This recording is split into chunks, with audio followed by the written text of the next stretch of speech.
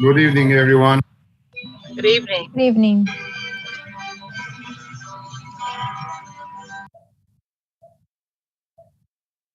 We're still celebrating St. Patrick's Day. Apparently. Yes, we are. We are live and ready to start the meeting. Okay, let's go ahead and get started. So we are ready to begin tonight's Gardena City Council meeting for Tuesday, March the 22nd, 2022. Madam City Clerk, will you call the roll, please? Mayor Serta.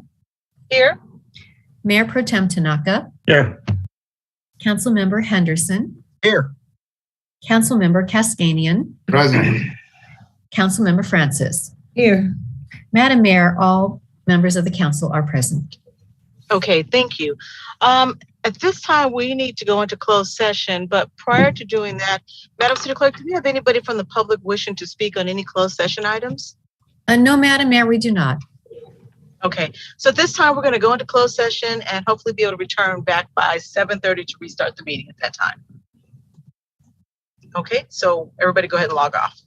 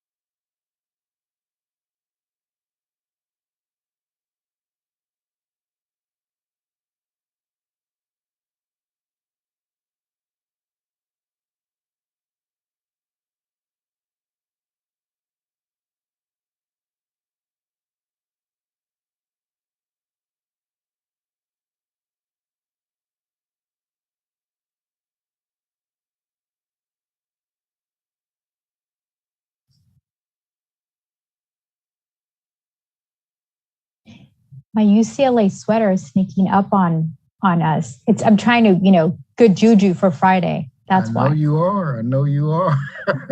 I was grinning at that. Look, as long as it's not a USC. Oh, stop it. Fight on. Fight on. They're out. Yeah. Don't be a hater. That's where It's my law okay. degree is from, so I can do that. She did. Yeah, she is a USC alumni as well. But I was born at UCLA, so you know. Don't worry, you'll get us back in football. Just reminding everyone we are live. Live and direct coming from the city of Gardena. It's the Gardena City Council with all our department heads. We welcome our community. Working on that DJ job, huh? I was thinking the same thing. I'm working. KGAR coming live from Gardena. It's the silky voice. Wow. Whoa. Must be getting ready to retire. Can you tell? I'm getting close. I'm getting close. I'm getting close. We do have that KJLH connection, Absolutely.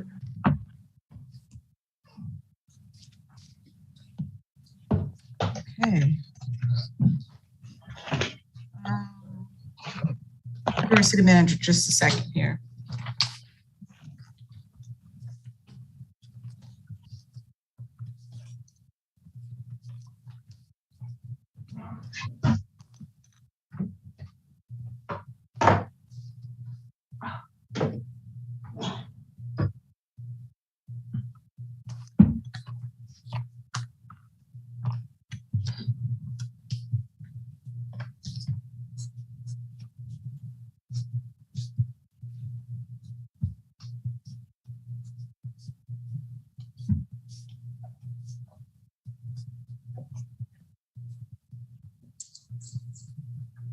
How are you, Mina?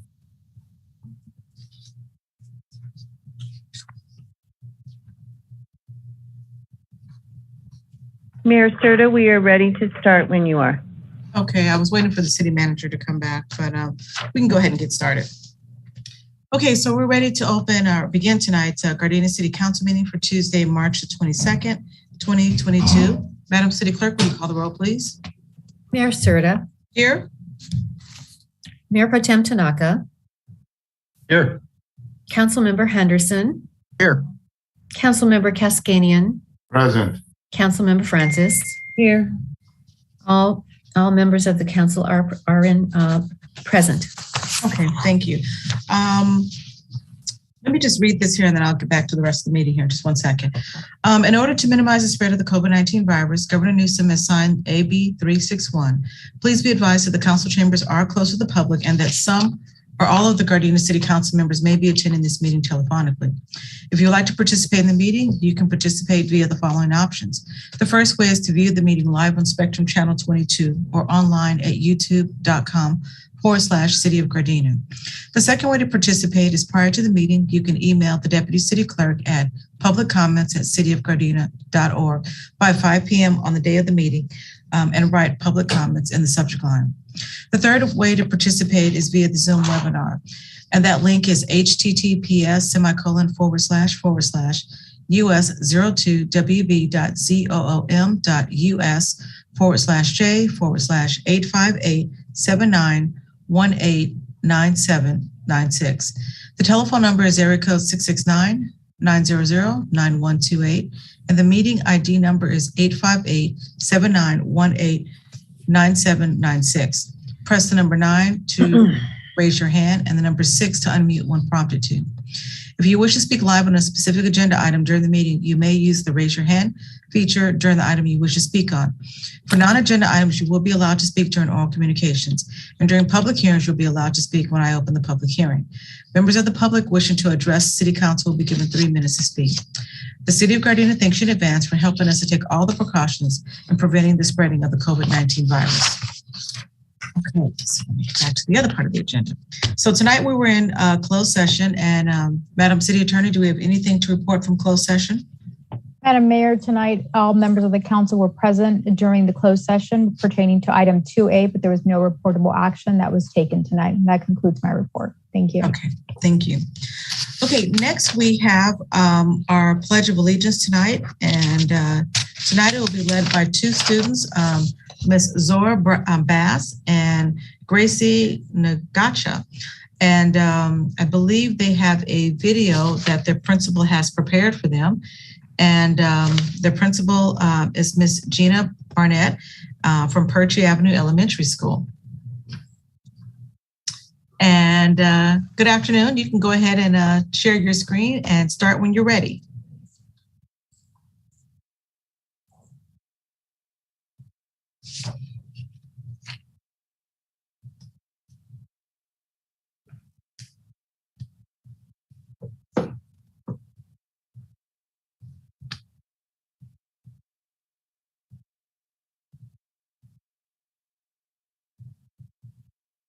While we're waiting for her, also right after our Pledge of Allegiance, tonight's invocation will be led by Mayor Pro Tem Rodney Tanaka.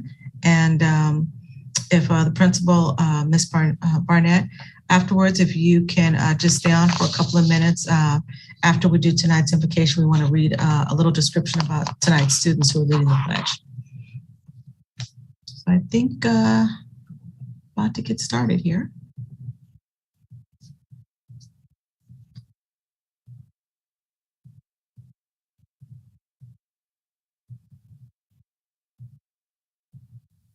You can hear the sound, so I'll go ahead and start. I'm sorry, say that again, please. I believe the sound is showing now. You can hear the sound, so I'll go ahead and start. Okay. Can you hear it? I pledge allegiance Yes. to the flag of the United States of America and to the republic for which it stands, one nation, under God, indivisible, with liberty and justice for all. Okay. Very Thank good. you. Ms. Barnett, if you could just stay on for a couple of minutes here. Mayor Pro Tem, if you can lead us in tonight's invocation. Thank you, Madam Mayor. Let's pray. Father, we come to you tonight, and first and foremost, we thank you for all you're trying to do to keep peace in the Ukraine, Father. We just ask that you watch over them, that you keep watch over them, and we just pray that peace will come, that there'll be negotiations that will end this terrible plight. And Father, we just thank you for all the things that you bless us with. This weather is just awesome. We thank you, Father, that you bring it so that things can grow and the air is clean, and everything that you bring to us is a blessing. Father, most of all, I ask that you continue to watch over this council. I ask that you continue to give us strength, give us the power to lead our people and our city and to bring it to new heights as we are the gem of the South Bay. And for Ms. Barnett, Father, we pray for UCLA, and hopefully the Sweet 16 will continue to go. And so with that, Father, we just thank you. In your son's name we pray. Amen. Amen. Thank you. Okay, let's go back to the Pledge of Allegiance here for just a second. Tonight's Pledge of Allegiance was led by two students from Perchie Avenue Elementary School, and tonight we're joined by the principal, Ms. Gina Barnett. The first one was Zora Bass. Zora was chosen to lead in the Pledge of Allegiance because she shows leadership and responsibility and is a bright and outgoing student who is enrolled in the Magnet program. Gracie Nagacha was chosen to lead in the Pledge of Allegiance because she is eager to learn. She participates in classroom discussion and enjoys collaborating and sharing ideas with her peers. So Ms. Barnett, thank you so much for allowing your students to do the Pledge of Allegiance tonight via recording. We appreciate that, and we thank you, and we're looking forward to one day when we're back in person and the students can come here to the City Council chambers and do it for us. So thank you again for that. Absolutely. Thank you. You're welcome. Yes, please give them a round of applause in case they're watching at home. And as always, Mayor Pro Tem, thank you again for leading us in tonight's invocation. Thank you, Madam Mayor. Okay, so next we have a proclamation here tonight, proclamation in regards to Fair Housing Month. And I believe also joining us tonight, we have a Melody Silberberg, if I pronounced that correctly. Tonight's proclamation reads as follows. Whereas one of the greatest freedoms enjoyed by Americans is the freedom to live in a home of one's choice. And whereas this promise made to us by the nation's fair housing law requires that all people be treated equally in connection with the sale or rental of housing, regardless of race, color, national origin, sex, gender, identity, disability, sexual orientation, marital status, age, familial status, or religion. And whereas 2022 marks the 54th anniversary of the Federal Fair Housing Act, the original legislation targeted the elimination of housing discrimination in America. And whereas since the adoption of the fair housing legislation in April of 1968, the month of April has been designated as Fair Housing Month. And further, each year, the U.S. Department of Housing and Urban Development and the Fair Housing Foundation have organized events and activities to focus attention on the issue of equal opportunity in housing. And now, therefore, as mayor of the city of Gardena, California, I do hereby proclaim April 2022 to be Fair Housing Month in the city of Gardena and call upon each citizen of this community to support fair housing and equal opportunity in housing efforts by putting into practice the principles of freedom, justice, and equality upon which this great nation was founded. And I believe the representative, Mina or Becky, are they here with us? Ms. Melanie from the Fair Housing Foundation? I don't see her on our participant attendee list. And Becky. Mayor Serta, Mina, no, she is not on. Yeah. Okay, if later on, if she happens to come on and she'd like to speak during oral communications, just let me know and we'll give her that opportunity at that time. We sure will. Okay, thank you. So let's move on here. No appointments. Next up is our consent calendar. Everybody's had the opportunity to take a look at that and go over it. Does any member of the public wish to discuss any items here separately? I do, Madam Mayor. Okay, go ahead. Which items? Just wanted to discuss item 8H. Okay. Yeah, that's the only one. Okay, does anybody else? Okay, Madam City Clerk, do we have anybody from the public who wishes to discuss any items separately? No, we do not, Madam Mayor. Okay, and before I forget, I just want to remind everybody to mute your cell phone. I forgot myself to do it. So, okay. So at this time, can I get a motion to approve the consent calendar with the exception of item number 8H? So moved. Is there a second? Second. Okay. Madam City Clerk, there was a motion made by Councilmember Francis and a second by Councilmember Henderson. Will you call the roll, please? Councilmember Francis. Yes. Councilmember Henderson. Yes. Mayor Pro Tem Tanaka. Yes. Oh, yes. Councilmember Cascanian.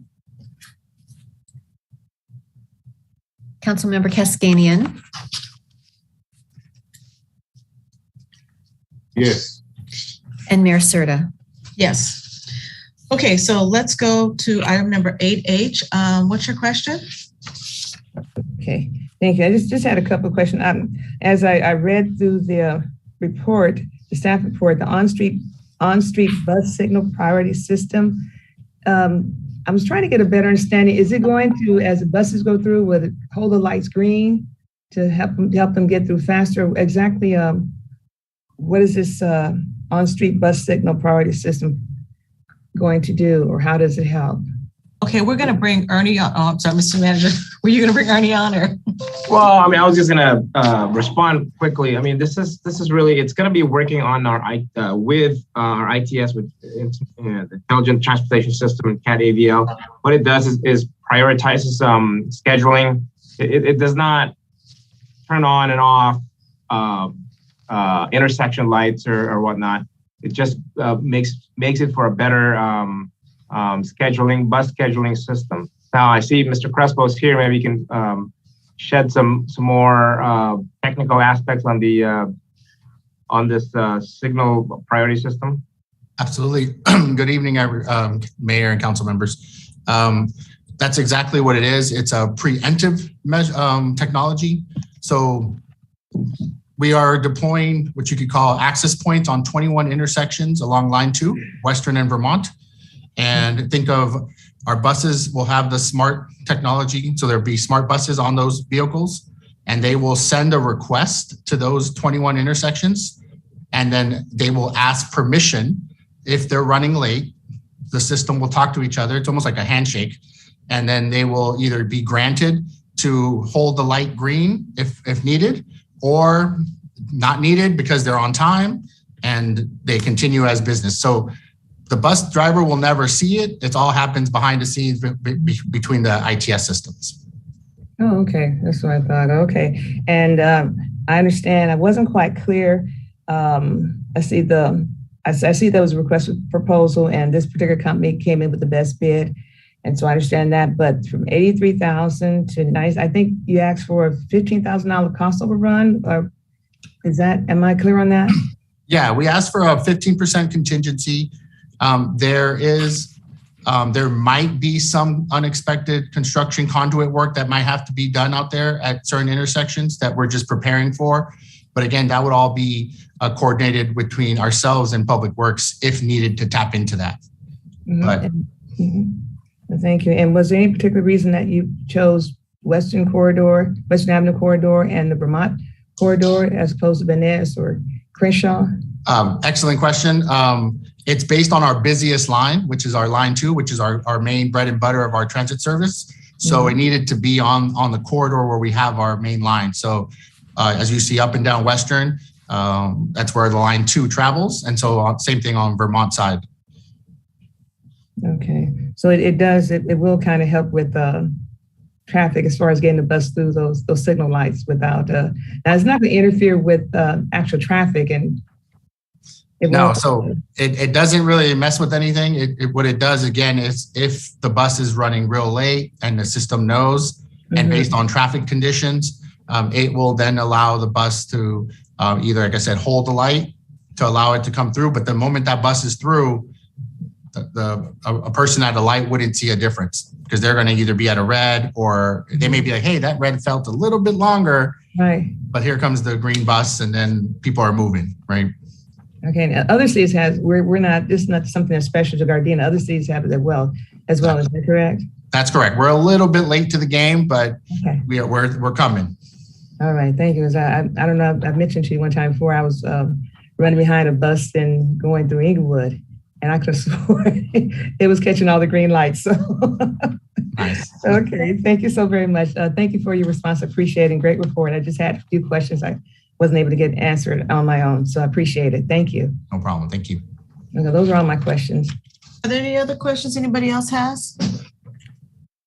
No? Okay, if not, then can I get a motion to approve item number 8H? So moved. Is there a second? Second. Okay, Madam City Clerk, a motion was made by Councilmember Francis and a second by Councilmember Cascanian. Will you call the roll, please?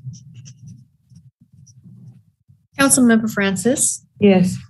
Councilmember Cascanian? Yes. Mayor Pro Tem Tanaka? Yes. Councilmember Henderson? Yes. Mayor Serta? Yes. Okay, next up is Planning and Environmental Quality Commission action sheet. There's 2 items on here, 2 conditional use permits that were at the last Planning Commission meeting on March 15, 2022. The first one was in regards to a CUP 1-22 to allow the on-site sale and consumption of beer and wine to an existing restaurant located in the general commercial C2 zone. And at this time, does any member wish to call for review on this item? I do, Madam Mayor. Okay, is there a second person who wants to call for review as well?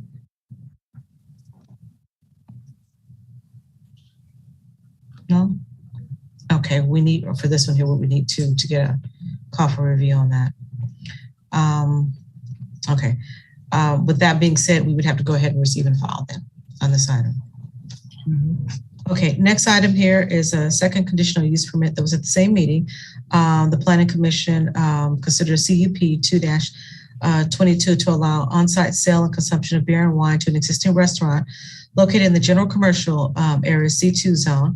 And on this item here, does any member of the council wish to call for review on this? I do, your Madam Mayor. Okay, is there a second? Okay, if there's not a second, we'd have to go ahead and just receive and file. Okay. Okay, both items are received and filed, Madam City Clerk, for that. Next, we're going to move on to oral communication. And Madam City Clerk, do we have any speakers at this time? I don't see any hands up. What about Melanie from Fair Housing? Is she? She's here. We'll have to alert her that she can speak. Okay. Okay? Okay. Thank you.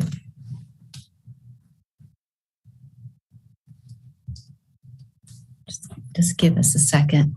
Okay. Thank you. Hi, can you hear me? Yes, we can. Okay, great. Hi, thank you for having me here.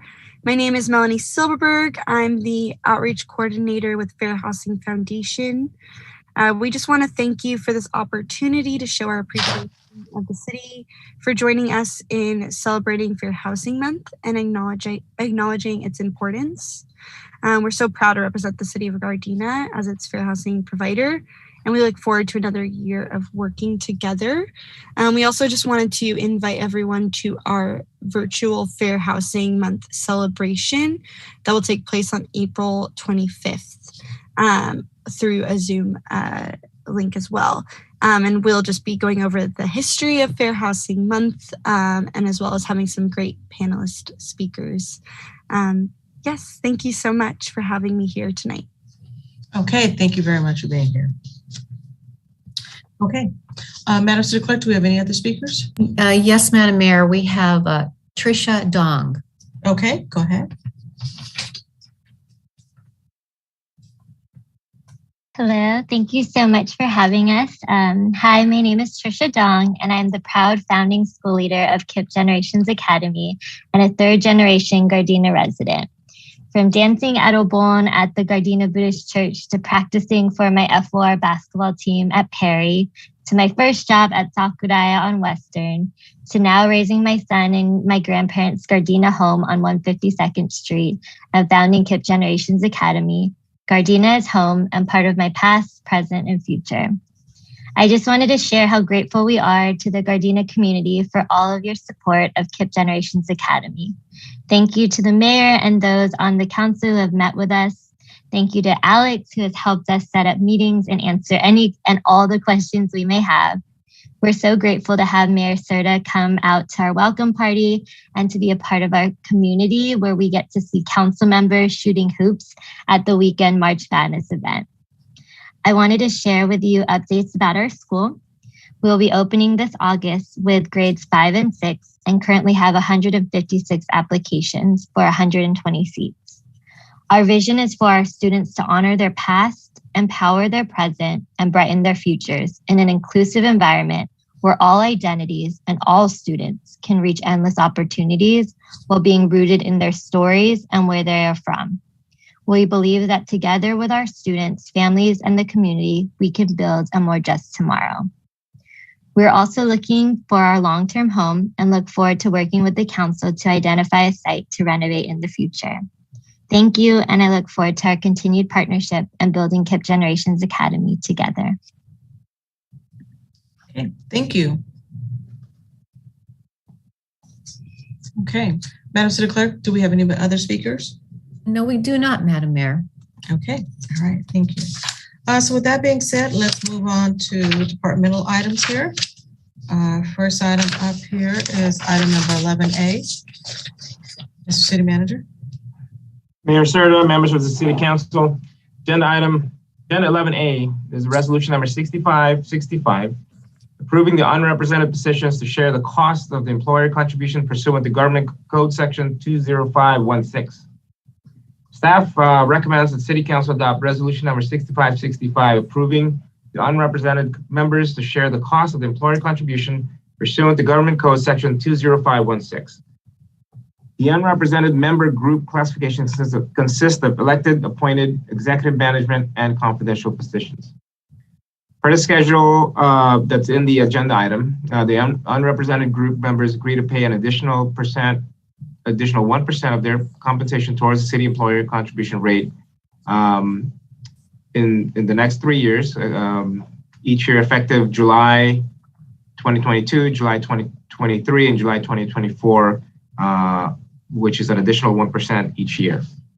Currently, the Classic miscellaneous members pay 7% member contribution, and PEPRA miscellaneous members pay 6.75%. The foregoing additional percentages are above the current member contribution rate. The city also entered into contract agreements with the Gardena Municipal Employees Association, or GMEA, and the Gardena Management Employees Organization, or GMEO, to share the cost of the employee contribution at the same schedule as listed on the agenda item.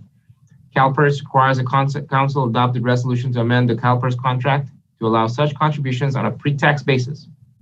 Upon adoption of resolution number 6565, CalPERS will then require an employee election ballot, in which the results will cause a final ordinance to be brought forth to the City Council for adoption.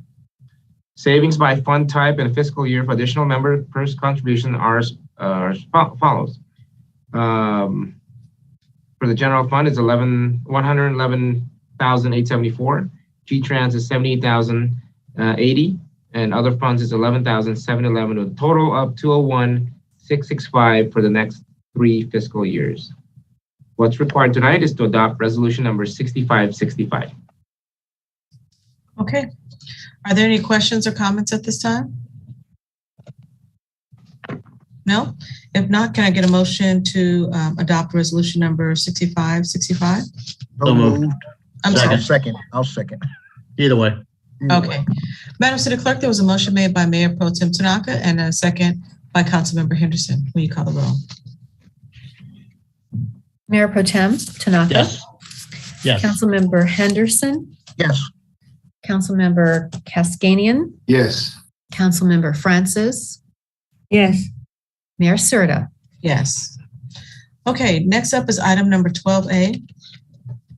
Mayor Serta, members of the City Council, agenda item 12A is a public hearing for resolution number 6570, upholding the decision of the Planning Commission approving site plan review number 5-21, conditional use permit number 5-21, and conditional use permit number 6-21 to develop a 121-unit single-room occupancy housing development with 7 very low-income units and 2 6-tier automated parking structures on a 1-acre property on the M1 industrial zone, with and directing staff to file a notice of exemption for a Class 32 infill development. The applicant is West Realty Group Incorporated, Lee Johnson. Location is 13126 Southwestern Avenue. On February 15, 2022, the Planning Commission considered a request for approval of several entitlements to allow the development of the construct a 121-unit single-room occupancy housing development with 7 very low-income units and 2 6-tier automated parking structures on a 1-acre property. At the close of the public hearing, the Planning Commission approved resolution number 4-22 approving the project and directed staff to file a notice of exemption. On February 22nd, 2022, the project was called for review by Councilmember Francis and seconded by Mayor Serta. Staff has prepared a presentation tonight. What's required is conduct a public hearing, allow 3 minutes for public comment, and adopt resolution number 6570. Okay, let's go ahead with the presentation. Hi, good evening, Madam Mayor and members of the City Council. This is Amanda Acuna, Senior Planner, and I'm the project planner for the entitlement project. And I'm going to go ahead and share my screen at this time. If you can let me know if you all can see it. Yes. Yes. Okay, perfect. Yes, as Mr. City Manager stated, I will be presenting the entitlement request under Resolution 6570. And so to begin again, the project is located at 13126 Southwestern Avenue. And as shown here on the vicinity map, the site is located towards the northern end of the city, along Western Avenue and to the east. And a closer aerial of the site, you can see it's actually on the northeast corner of Western Avenue and West 132nd Street, on a approximately 1-acre lot, where there is currently I believe it's about a 10,000 square foot existing automobile repair facility and a convenience store. And as you can see here with the zoning map overlay, you can, the property is located in the M1, that's the industrial zoning district for the city. So what the applicant is proposing is to demolish those existing structures you just saw and develop a 121 unit single room occupancy housing development. That housing single room occupancy, or SRO, housing development will include 7 affordable units at a very low income level, and as well as 2 6-tier automated parking structures to accommodate for the minimum parking requirements for the housing development. And lastly, the project is a request under a density bonus. As mentioned, the project does include 7 affordable housing units, which qualifies the project for an increase in density and certain waivers from development standards. I wanted to provide a site plan for the proposed development, shown in the yellow squares. Show the actual units, which are oriented towards the corner street frontage along Western and West 132nd Street. The interior part of the property includes a courtyard, as well as a indoor fitness and indoor rec room for the residents. And towards the north end of the property are the location of the 6-tier parking structures, or automated parking structures. So the first entitlement under the request is for a site plan review. And under that, the project must meet findings to show that the development is consistent with the intent and the purpose of the general plan and the municipal code, and would not have any adverse effects to the orderly and harmonious developments around the area or for the overall general welfare of the city. And through staff's report, staff found that the project does meet all the minimum development standards for an SRO development, as well as is consistent with general goals and policies of the city's general plan. Under the project request also includes a conditional use permit for the single room occupancy units as required under the M1 zone. All single room occupancies are subject to a conditional use permit. So the applicant has submitted a request for that as well. And to provide you some context on what a single room occupancy unit is, it has a maximum allowed space of 350 square feet. So each unit, each one of those 121 units will be of that size. However, they each will have their own full kitchen, full bath, personal washer, and as well as a private deck or balcony, provided which level of the structure they're located in.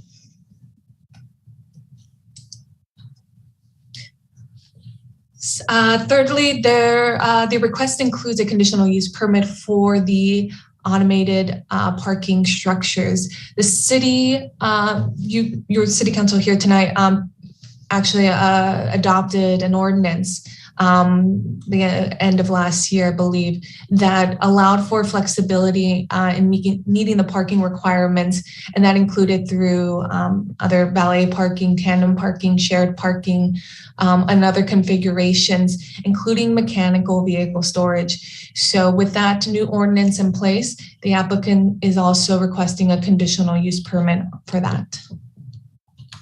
And what that includes, the automated parking structures, as shown here, illustrate the design for the 2 6-tier structures. Each structure will have a capacity to store about 57 vehicles, and so a total of 114 spaces. I do want to note that there are actually 8 ground level parking spaces that I believe include as well ADA parking spaces. but the rest, 114 units will be, 114 parking spaces will be provided through the parking structure that will help stack each of the vehicles on multiple levels, overall resulting in maximizing the space for parking.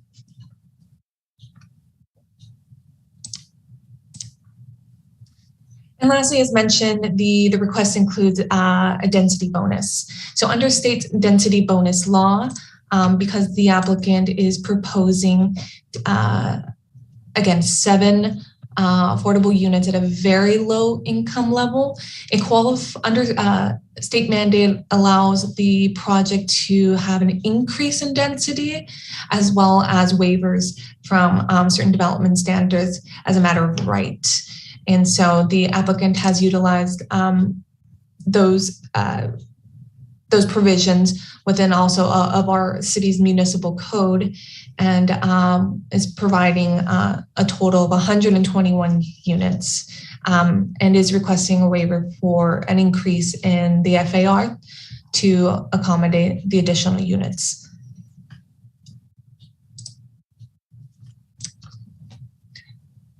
And so I wanted to provide some illustrations of the design of the project as well. I do want to note later on we'll show some different elevations that were provided by the applicant and included in the City Council's packet. But these were the plans that were brought before the Planning Commission. And this elevation in particular shows the corner frontage, so again along Western and 132nd. And this would be along 132nd with the balconies facing towards the street, as well as the buildings overall being set back with landscape. And as you can see along Western Avenue here, the bottom units would have, again, a private deck or patio with vehicle access off of Western.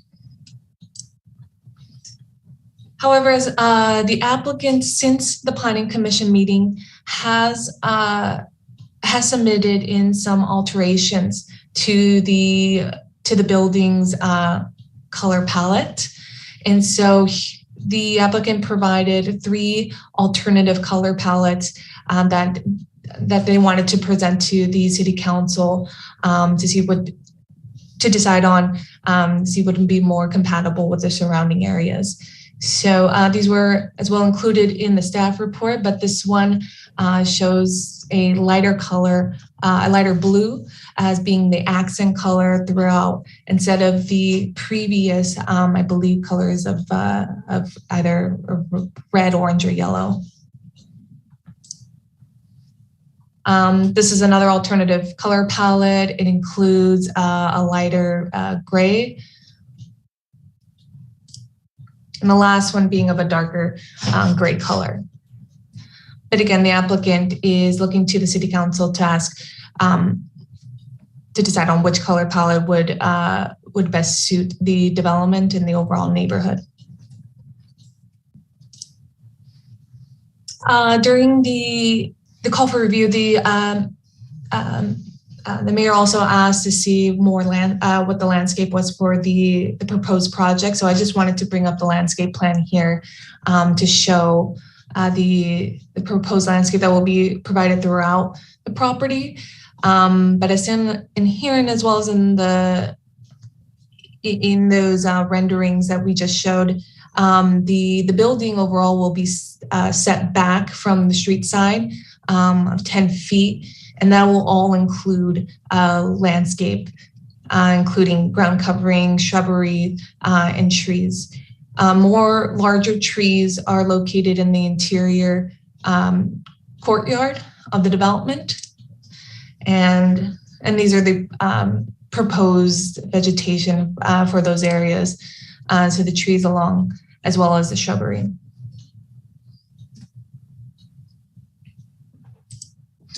The last thing that was asked from the council was in regards to the lighting for the project.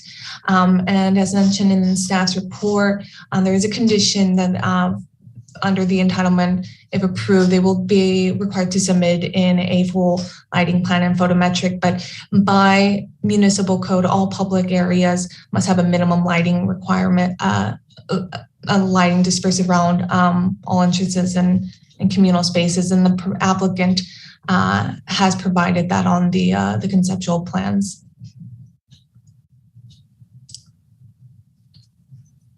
So at this time, that in staff's presentation, staff recommends that the City Council open the public hearing, as this is a public hearing item, receive testimony, and adopt resolution number 657D, approving the project. The applicant, at this time, staff is available for any questions, as well as the applicant is available as well. Okay, thank you. So at this time, we're going to go ahead and open the public hearing. And let's say the applicant is available. So let me just first start with any questions from the public, and then I'll open it up to the council. So Madam City Clerk, do we have anybody from the public wishing to speak at this time? Yes, we do. We have, at this time, we have 3 speaker hands up. Okay. Okay. Psyche Ahmed, Gardena Rez, and Wanda Love. Okay.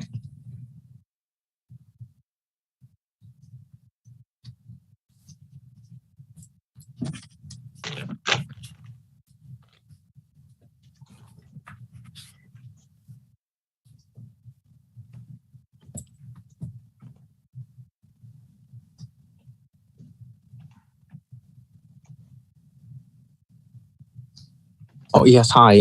Good afternoon, City Council, City Mayor. I'm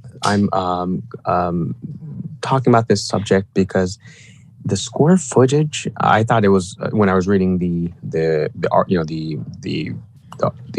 document, I can't believe it was only 350 square feet. That's very, very small square footage. I can't even, it's like a car, 2 car parking spaces. I did like the measurements. It should not be acceptable. It should not be acceptable that the city is having. You know, I remember the city about 6 months ago or a year ago lowered the square footage requirements for parking buildings in the city of Gardena. Like for example, 1 bedroom, 2 bedroom, 3 bedroom square footage requirements. I believe we should revert back to the original square footage. We're going to probably see these big developers coming from out of state, and they were just going to purchase commercial M1 zoning, or they probably even have, their next set of properties that they want to build. And they're just going to build more densely populated apartment buildings. We're probably, the thing is, why aren't they building this in Redondo Beach, Palos Verdes States, Rolling Hill States? Because they know they can get away here in Gardena by doing this. I think we should, follow the trends of more affluent cities like Rancho Palos Verdes, Newport Beach, Laguna Hills. Those cities will never allow a square footage this low. Parking, are you joking? 114 parking spaces. I guarantee you most people have 1 to 2 cars at the minimum. There's 2 people living, each person has their own car. So it's going to be a disaster for parking in that area. I know, I can tell you that. People are going to be parking all around, and this is going to be a disaster. And if this resolution 653 opens or gets passed, we're probably going to see a floodgate of hundreds of these developers coming into our city, building, and then it's just you'll see 5,000 units easily being built in these densely populated. And it's not even home ownership. If this was like a condominium, and the square footage was more, I would have supported it. And then parking is a major issue. Yeah. Thank you so much. Okay, thank you. Next speaker.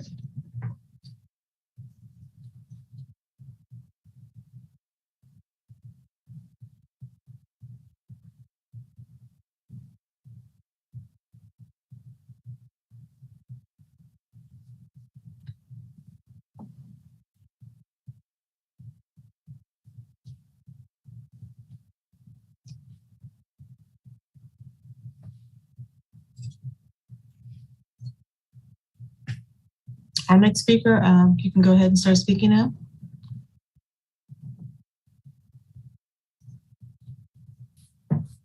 Madam Mayor, there are two speakers. Maybe they don't know which one is supposed to speak if the clerk could call them by name. Okay. We are allowing Gardena Rez to go ahead and speak. Are they required to give their name? No. No. Will Gardena resident go ahead and start speaking?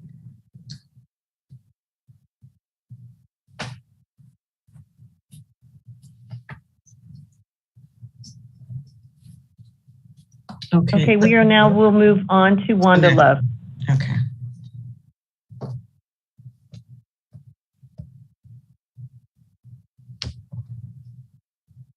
Good evening, Council. Can you guys hear me? Yes, we hear you.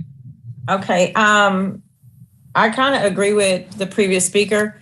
The project would probably be okay if the square footage wasn't so small. I mean, this sounds like motel-sized rooms, and my concern is, like he said, if this project is approved, then what's to stop a bunch of other developers coming in doing the same thing? I think it'll address the housing issue to a certain degree, but I also think it may open up a can of worms. I think we should really look at the type of housing that we want to bring into the city to help with the housing crisis. I don't think this is one of these projects or one of the projects that will help with the square footage being so small. I mean, I come from an era back in the day when bachelor pads were the thing to do when you couldn't afford a 1 or 2 bedroom, which is what this sounds like and even look like. But the square footage being less than 500 square feet is really, really tiny. And that really concerns me. With people renting and then having people move in and just oversaturation of tenants in one building creating a problem. I really hope you guys really pick this project apart and make sure that it's a good fit for the city and addressing the housing issues. But my biggest concern is these are like a motel on steroids, just on a monthly basis. That's all I have to say. Okay, thank you. Next speaker.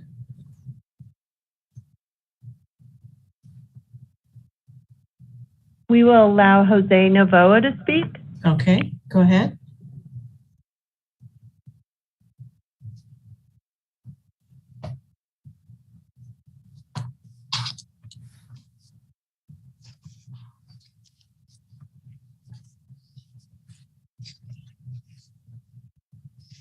Mr. Novoa, you can go ahead and speak now.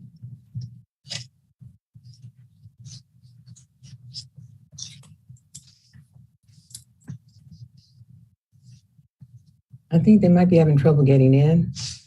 We've asked them to unmute themselves and we're not getting any response.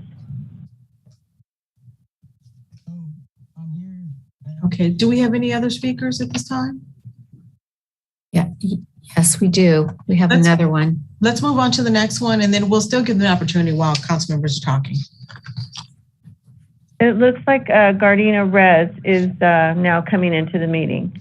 Okay, go ahead. Please, go ahead, please.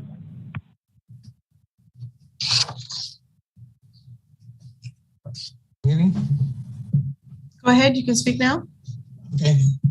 Yeah, I tend to agree with the speakers before me. Really concerning on the square footage. I have children that live here. My fear is just the in and out. If these are apartment buildings and not condos, it would be a different story. And I'm trying to understand what are the desired tenants or residents for this area. I don't see any affluent members of society really trying to be in this space as crowded as it's getting. There's a lot of new development in Gardena. So I'm just wondering if this is just the state that this city is going in. I'm really concerned on how dense it is getting around here in this area. There's new properties being built on Van Ness and Rosecrans, and then also Crenshaw and El Segundo. So for the residents that do live around here, which I do live right down the street from this development, I'm really concerned on the activity and some of the other things that might be going on. Have you thought about increased police patrol? Because right now there's very low police patrol now, and it's a relatively quiet area. And my fear is that that would go away. And And then also with this development, if I'm trying to develop on my property, I have an ADU project planned. What is this development going to do to the permits that I have going through the city? I already hear the city of Gardena is notoriously difficult to get things approved. And with this development right here, I'm just wondering how that's going to affect the residents around that are trying to improve on their homes also. Again, I am not for this, and I would really like to know what we can do as a community to kind of shut it down if we even have that say right now. I guess that's really what I want to know is what can we do as a community to stop this development? Thank you. We have another speaker. Okay, go ahead. Go ahead, you can speak now.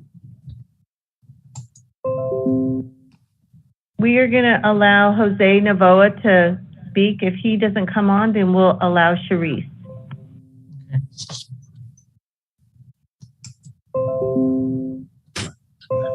Good evening. Good evening. My opinion is the same as the previous residents here in Gardena. I live right about a block away from here on 132nd, and it's already bad as it is. We have street racing in the streets. We have break-ins, multiple break-ins inside the vehicles. It's just it's been getting pretty bad around here in the last probably year or two, and with that type of just more unknown residents coming into that section is probably going to make it worse. And we're just trying to see, for my case, what can we do? Can we sign a petition or collect signatures to prevent this from happening?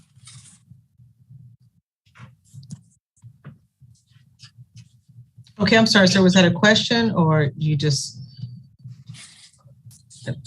Yes, a question. Well, at this opportunity you have now is to voice your concern now, whether you're in favor or not in favor, as we're deciding whether or not the project will go forward at this time. Okay, thank you, Mayor Soto. Thank you. We do have another speaker. Okay.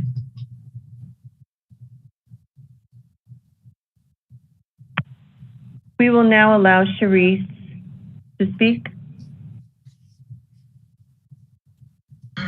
Excuse me. Hi. My main concern too is it being 350 square feet. I can't even imagine how small that is. And I'm a resident right off 132nd and Western.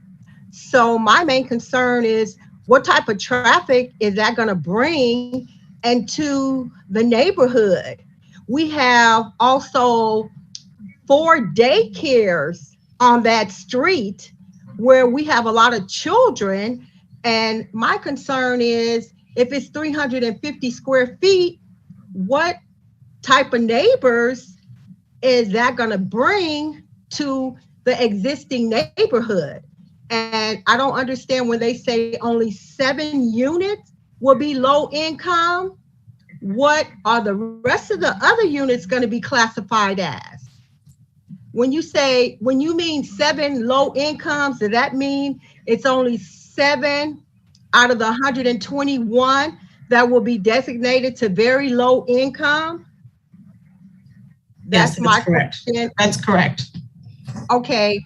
And my question is too, on the other side of Western, where we are 132nd and St. Andrews, are we going to be able to get permit parking? Because we're all aware of what the parking situation is when you bring in other apartments. Are we going to be able to get permit parking on that side? But I'm just really concerned what type of, I don't want to feel like, I'm trying to figure out what type of individuals do you guys think is going to come with the 350 square foot dwelling? It sounds like a motel to me. I don't know. I may be wrong, but I'm just asking. I've been a resident of Gardena. I'm 62.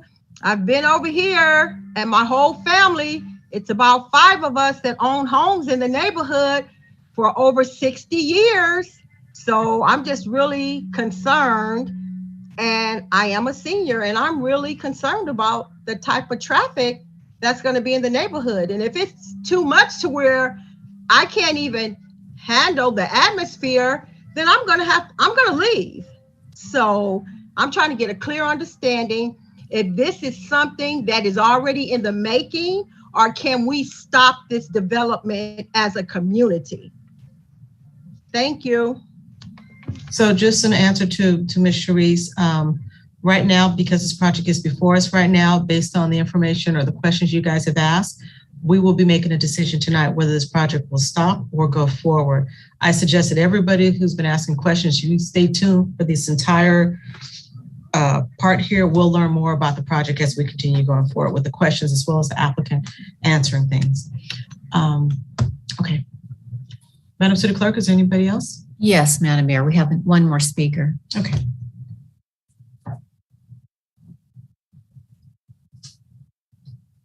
Hello? Hello, yes. Hi, okay, so as a resident of Gardena, my concern is the amount of crime activity that already goes on at the local park, which is Rowley Park, with the skate park being there, right next to Perchie Elementary. And we have people coming in already from El Segundo, Manhattan Beach, local cities. There's been multiple shootings there. There's been gang activity. So now you're bringing this large project into a residential area, because it's technically a residential area just because it's across the street from an industrial area. But there's kids that walk home, and they have to go through the park and already deal with the amount of gang activity going on there, the illegal activity, not enough police activity.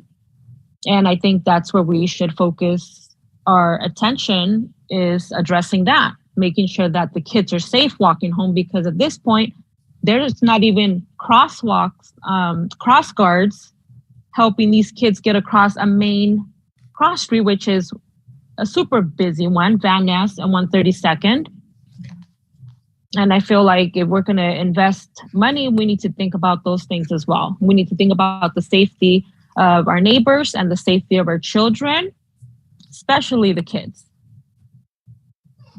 So like I said, I'm with the rest of the other speakers. I guess I'm against it, and I would like to know what we can do to stop it.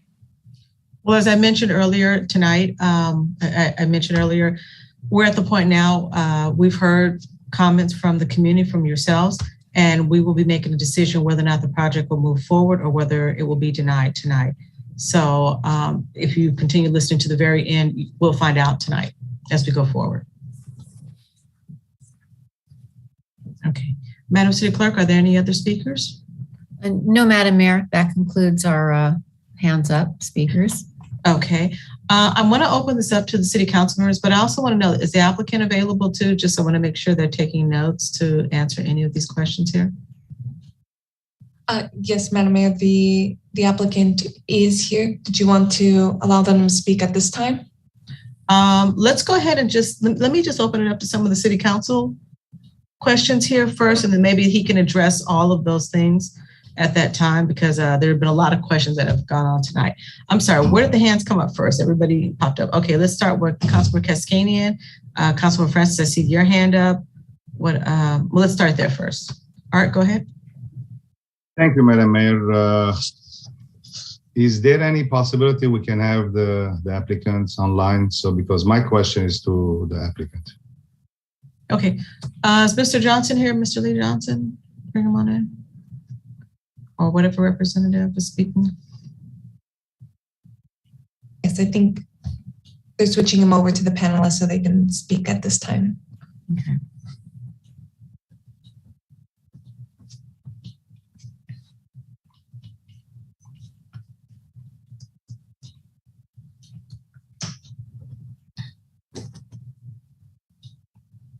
Oh, there we go.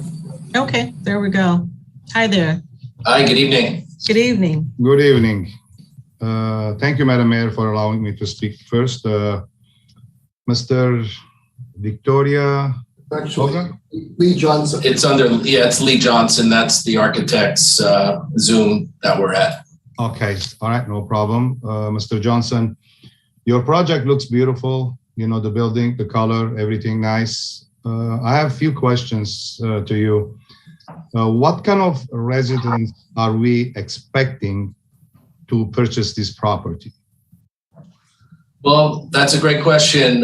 Most of our residents in our other projects are all young professionals. We do have an investor that is pension plan, runs the pension plan for SpaceX. So we're expecting some SpaceX employees there. We do have a relationship with El Camino College, so we're probably expecting some students there as well.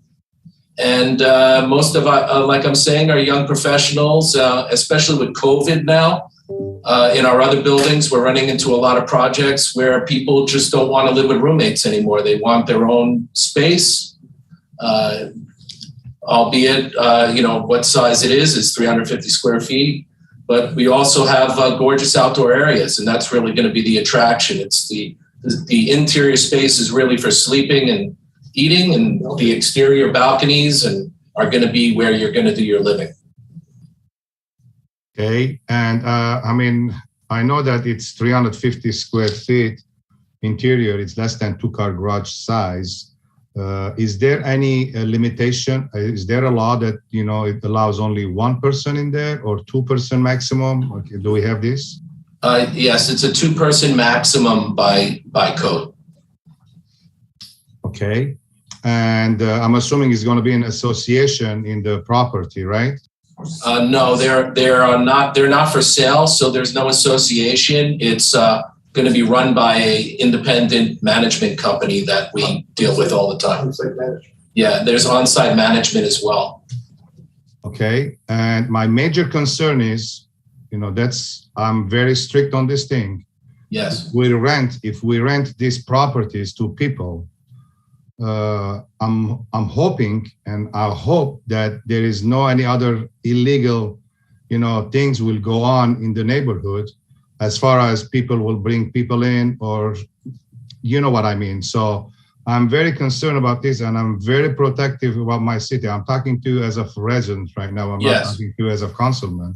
I'm talking because I lived in the city for all these years, and I have a business in the city as well.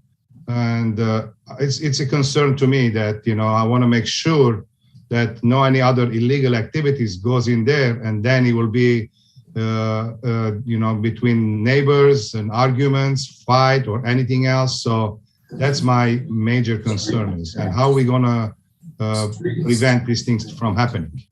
Well, we have a strong management plan in place. We have other buildings like this, and we don't tolerate any of that as well. I mean, our goal is, especially in larger buildings, the goal is that everyone needs to get along, obviously. So if there is issues, we obviously address the issues. And if we have to ask people to leave. So we screen. Yeah. So we pre-screen people before they move in through management company and our on-site management team. These are market rate units other than the 7 affordable units. So they're going to be market rate tenants. They're not going to be people that are going to contribute more to the community, as far as they might either going to be working in the community or working nearby, is typical of our tenants. And is your agreement between you and your tenant will be month-to-month agreement, or is going to be like a year lease agreements? How is this going to be? Yeah, we don't really want to ever pursue short-term rentals. Our goal is a year or longer. Yeah, I know, but if somebody comes in with like 3 months, I want it for 3 months, are you going to be able to give it to them? We're allowed, but it's not our goal. It's not our business plan. The turnaround expense to paint a unit again and get it cleaned is not really what we're aiming towards. We're aiming towards long-term tenants. They're not going to be fixed with furniture. So people are going to bring their own furniture in. And that typically is not a short-term renter. Usually long-term renters are going to bring all their own furnishings in.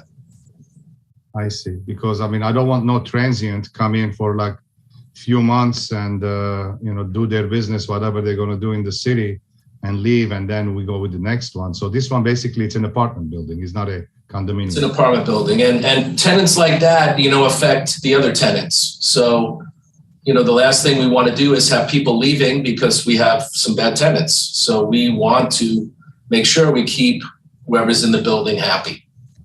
And if you don't mind, if I ask this question too, my last question is, do you know what's your rent approximately will be? Ballpark ideas per unit? Ballpark ideas anywhere from $1,700 to $1,900 a month. Thank you very much. Okay, Councilman Francis? Thank you, Madam Mayor. So I have some questions. So it's a 350 square foot unit with a kitchen and a full bath. Okay, so I got that part. Now, as far as where this project's located, now when I drove by there, 13126, that's the drive-through dairy spot, and includes the tow yard next door. It's a towing storage type business right next door. Am I correct on that? That's correct. It's all the way to the corner. All the way to the corner. And what are the businesses that are in back of that? Because I really couldn't tell whether we were manufacturing or just how deep does it go? It's actually longer north to south than it is east to west. That building that you saw closer to the corner, which is the auto mechanic place, that's actually the back of that building is almost right on the property line. So it's really not that deep of a lot.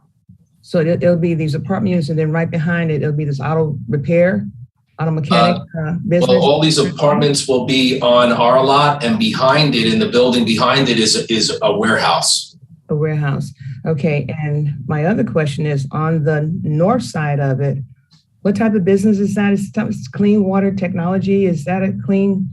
Yeah, they supply, from what I researched, they supply water purification systems to other countries as well, for which I understand is pretty valuable right now with dirty water in different countries. So they're supplying purification systems. Yes. Okay. As far as the where the tow yard and the auto repair spot on the, I guess it'd be the south side of the property, at 136 south side of dairy. Now, tow trucks and storage cars and all that, they tend to solvents, antifreeze and gas and oil. Has anything been done to make sure that piece of land right there is clean, free from contaminants? Yeah, we did a phase 1 and a phase 2 to make sure that the property is clean. And that's the only way we would actually move forward to buy it, which we do own it. And that's the only way we were able to get a bank loan on it as well. So the bank needed to be assured that the property, they weren't inheriting something that would be potentially a hazard as well. Exactly. And now you mentioned very low rent for very low income. What income level is that? Would you know, and what would the rents be for those 7 units? Yeah, for the very low income, I forget exactly what your allowable income level is, but the rent limits are about $700 to $750 a month. And there won't be an increase on that. Is that correct? Well, it's $600 to $700 a month. Yeah, it's based on what's allowed to be increased. So that's pretty restricted on what's allowed and what's not allowed. So you'll get a yearly update on the incomes that are for very low, as well as the maximum rent levels that are allowed to be charged. Thank you. And I just have a few more questions. There's some things that, as I went over the report, there's some things that questions that came to my mind. And now you have this automated parking that I'm not really a fan of. Anyway, that's beside the issue. Now, how is that going to work? So when I'm a tenant, and I'm driving my car in. So how do I park my car? I think there's 57 spaces for 121 units. Is that correct? So how do I park my car How does that work? Is it like Gardena or something? It is, actually, it is. Really? This system is pretty much like Carvana system. You pull into a garage, you leave the garage door goes down, and your car goes up into the system and parks itself. Make it clear, it's 122 parking spaces. And yeah, there's 122 total parking spaces within the project, though, just to be clear. In each tower, there's 57 spaces. And so they're 120, so essentially one parking space per unit. Yes, correct. You know, so if someone had extra cars, folks would. You know, that's funny you say that. In our other projects, we have 89 units in Pasadena, and I would say half the garage is empty. Kids nowadays, younger people nowadays, they tend to Uber or scooter or take public transportation rather than have a car. Not with gas being what it is now, but anyway. Yeah. So, and you said there'd be an on-site manager, and I just have a question. It's probably for Director. I'm struggling with your last name. Our community development director. Or now, I know that somewhere in the plan it talks about affordable housing and how it should be spread across the city. Now, what other projects have affordable housing as well, or just affordable units? And what percentage was allocated for? Is there like a percentage allocated for each area, or because as my understanding, all the affordable housing or low-income housing shouldn't be located in one particular area. It should be spread across the city.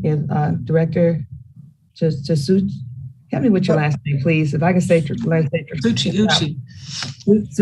Okay. Yeah, that's fine. Suchi. Thank you. Councilwoman, there's the density bonus applies to all residential type zoned areas that they could put affordable housing at.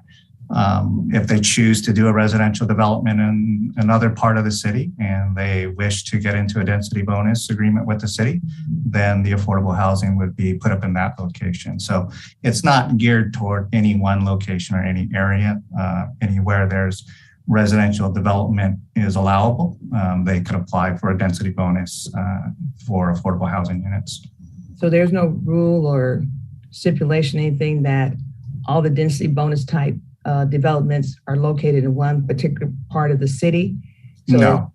Density bonuses could be anywhere. Is that correct? Correct. There is no area, I guess, focus for density bonus. Where residential development is allowed is where they could potentially apply for density. I guess I'm speaking more toward some type of ordinance or regulation. I thought I read that somewhere. Madam Mayor, Councilmember Francis, if I can jump in here, I think maybe what you're referring to the no net loss that was included in the staff report. In our housing element that you've adopted that HCD is currently reviewing,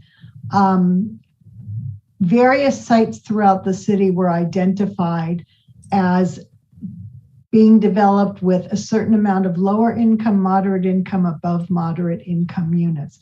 This is what the target was. This particular property was identified to have 15 lower income, 4 moderate, and 11 above moderate units. It's providing 7 very low income units. So when a project doesn't meet, and I'm looking at the staff report, when a project doesn't meet what was identified in the housing element, we have to go through a no net loss calculation and make sure that there are still adequate sites throughout the city that were identified in our housing element to support what isn't being developed on this site. So in this case, there's 8 lower income and 4 moderate that are not being provided on this site.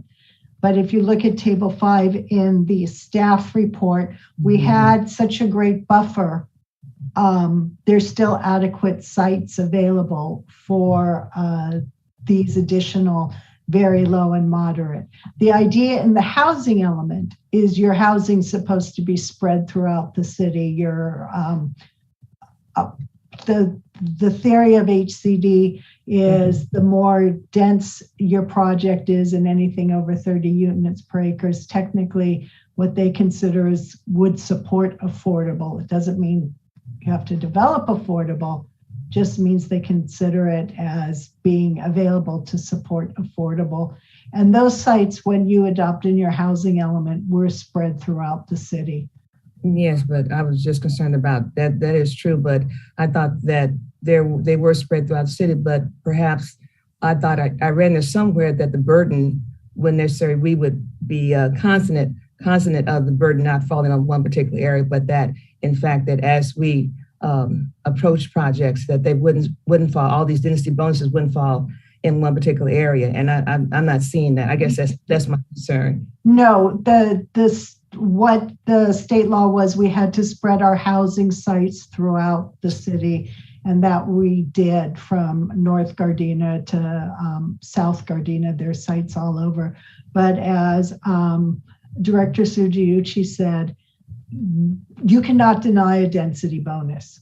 No, I'm not suggesting deny it.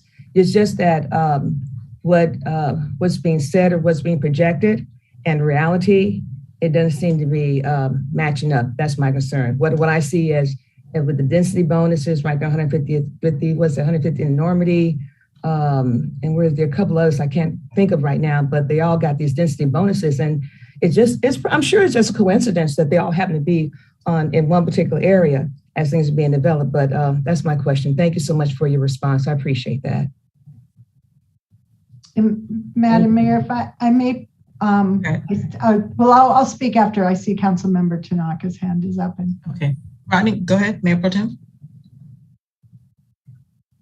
Thank you, Madam Mayor. Well, unfortunately, RENA has us hogtied, so we're doing the best that we can. But is this company the same company that did the Normandy and 168th project, where there are 350 square foot rooms? Or is this different? Same project. Yes, this is their third project in the city. Okay. So basically they're building the same thing that was built on Normandy with an additional elevator garage. So I guess the question bids is everybody's worried about low income people coming in or who's coming into our neighborhood.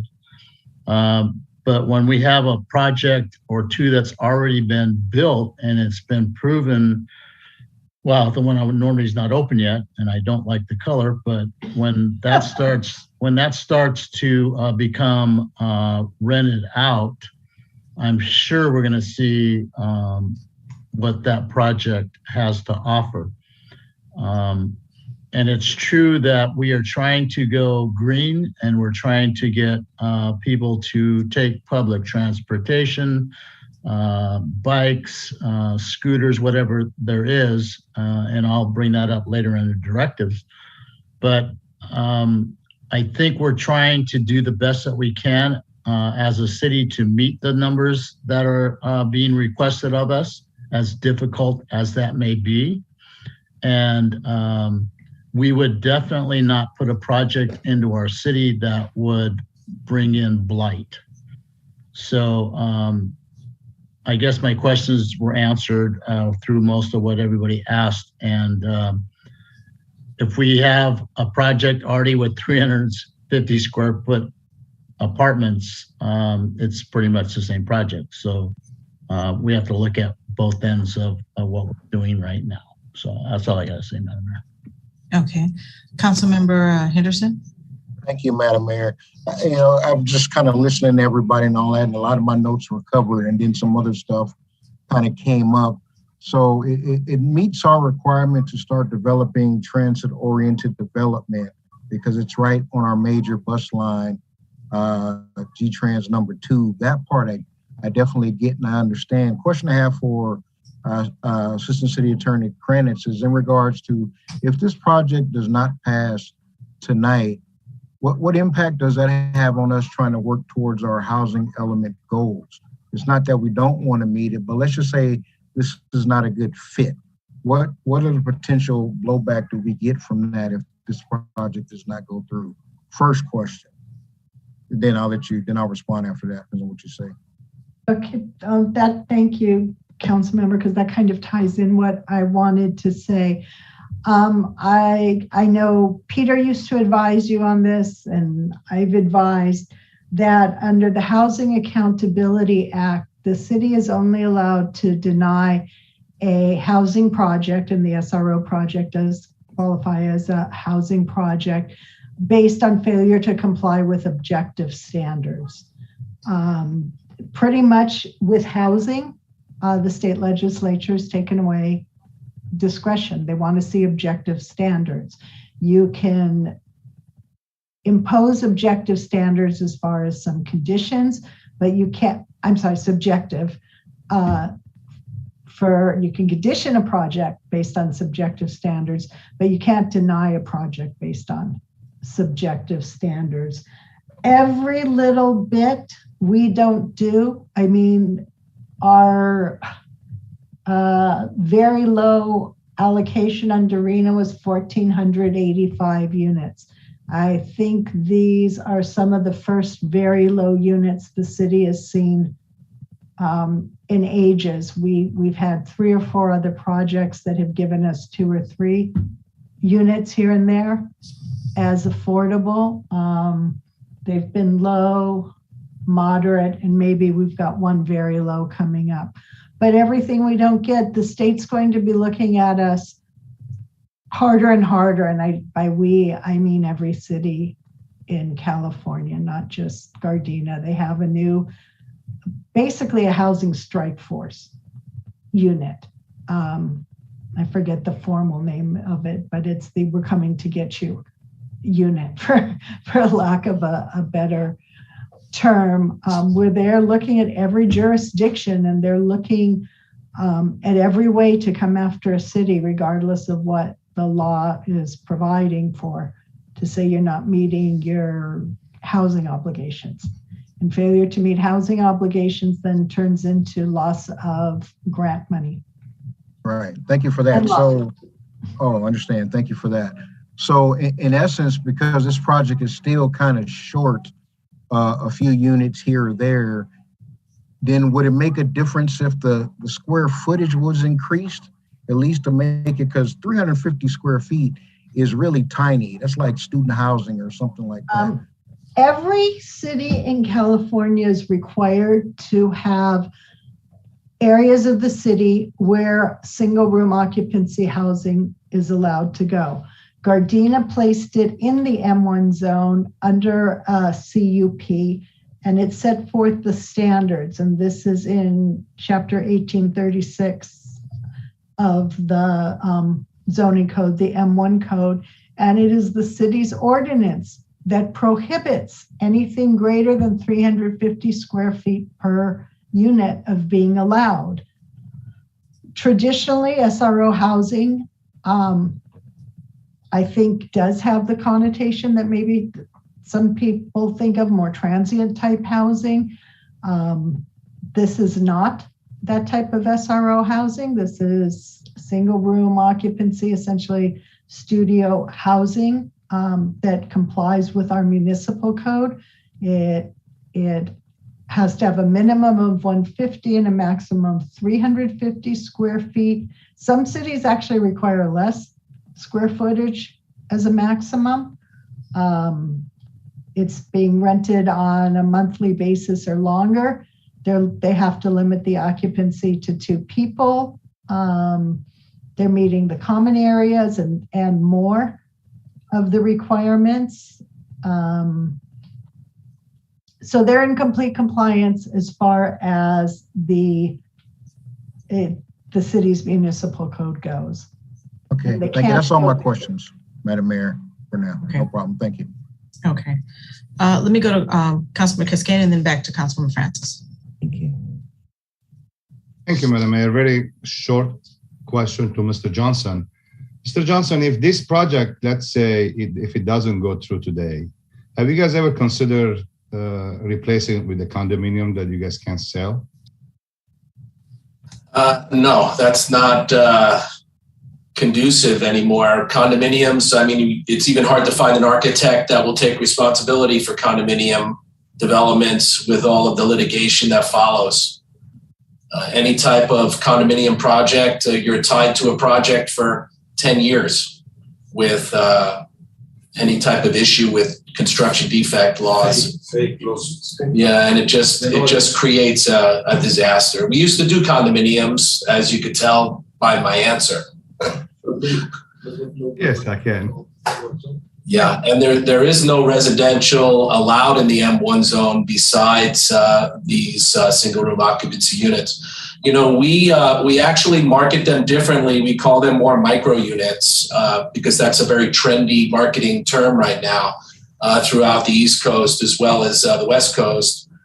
Even though they are single room occupancy units, everyone kind of connects them with shared kitchens and bathrooms like the old school single room occupancy units. And these have their own kitchens, bathrooms. They have a full-size stove, full-size refrigerator, a dishwasher, and they come with their own all-in-one European-style washer-dryer combination unit.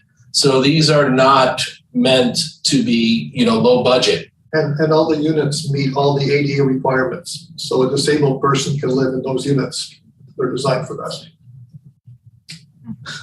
Yeah, I understand, Mr. Johnson, but only my concern is, what kind of people is going to come in and out there.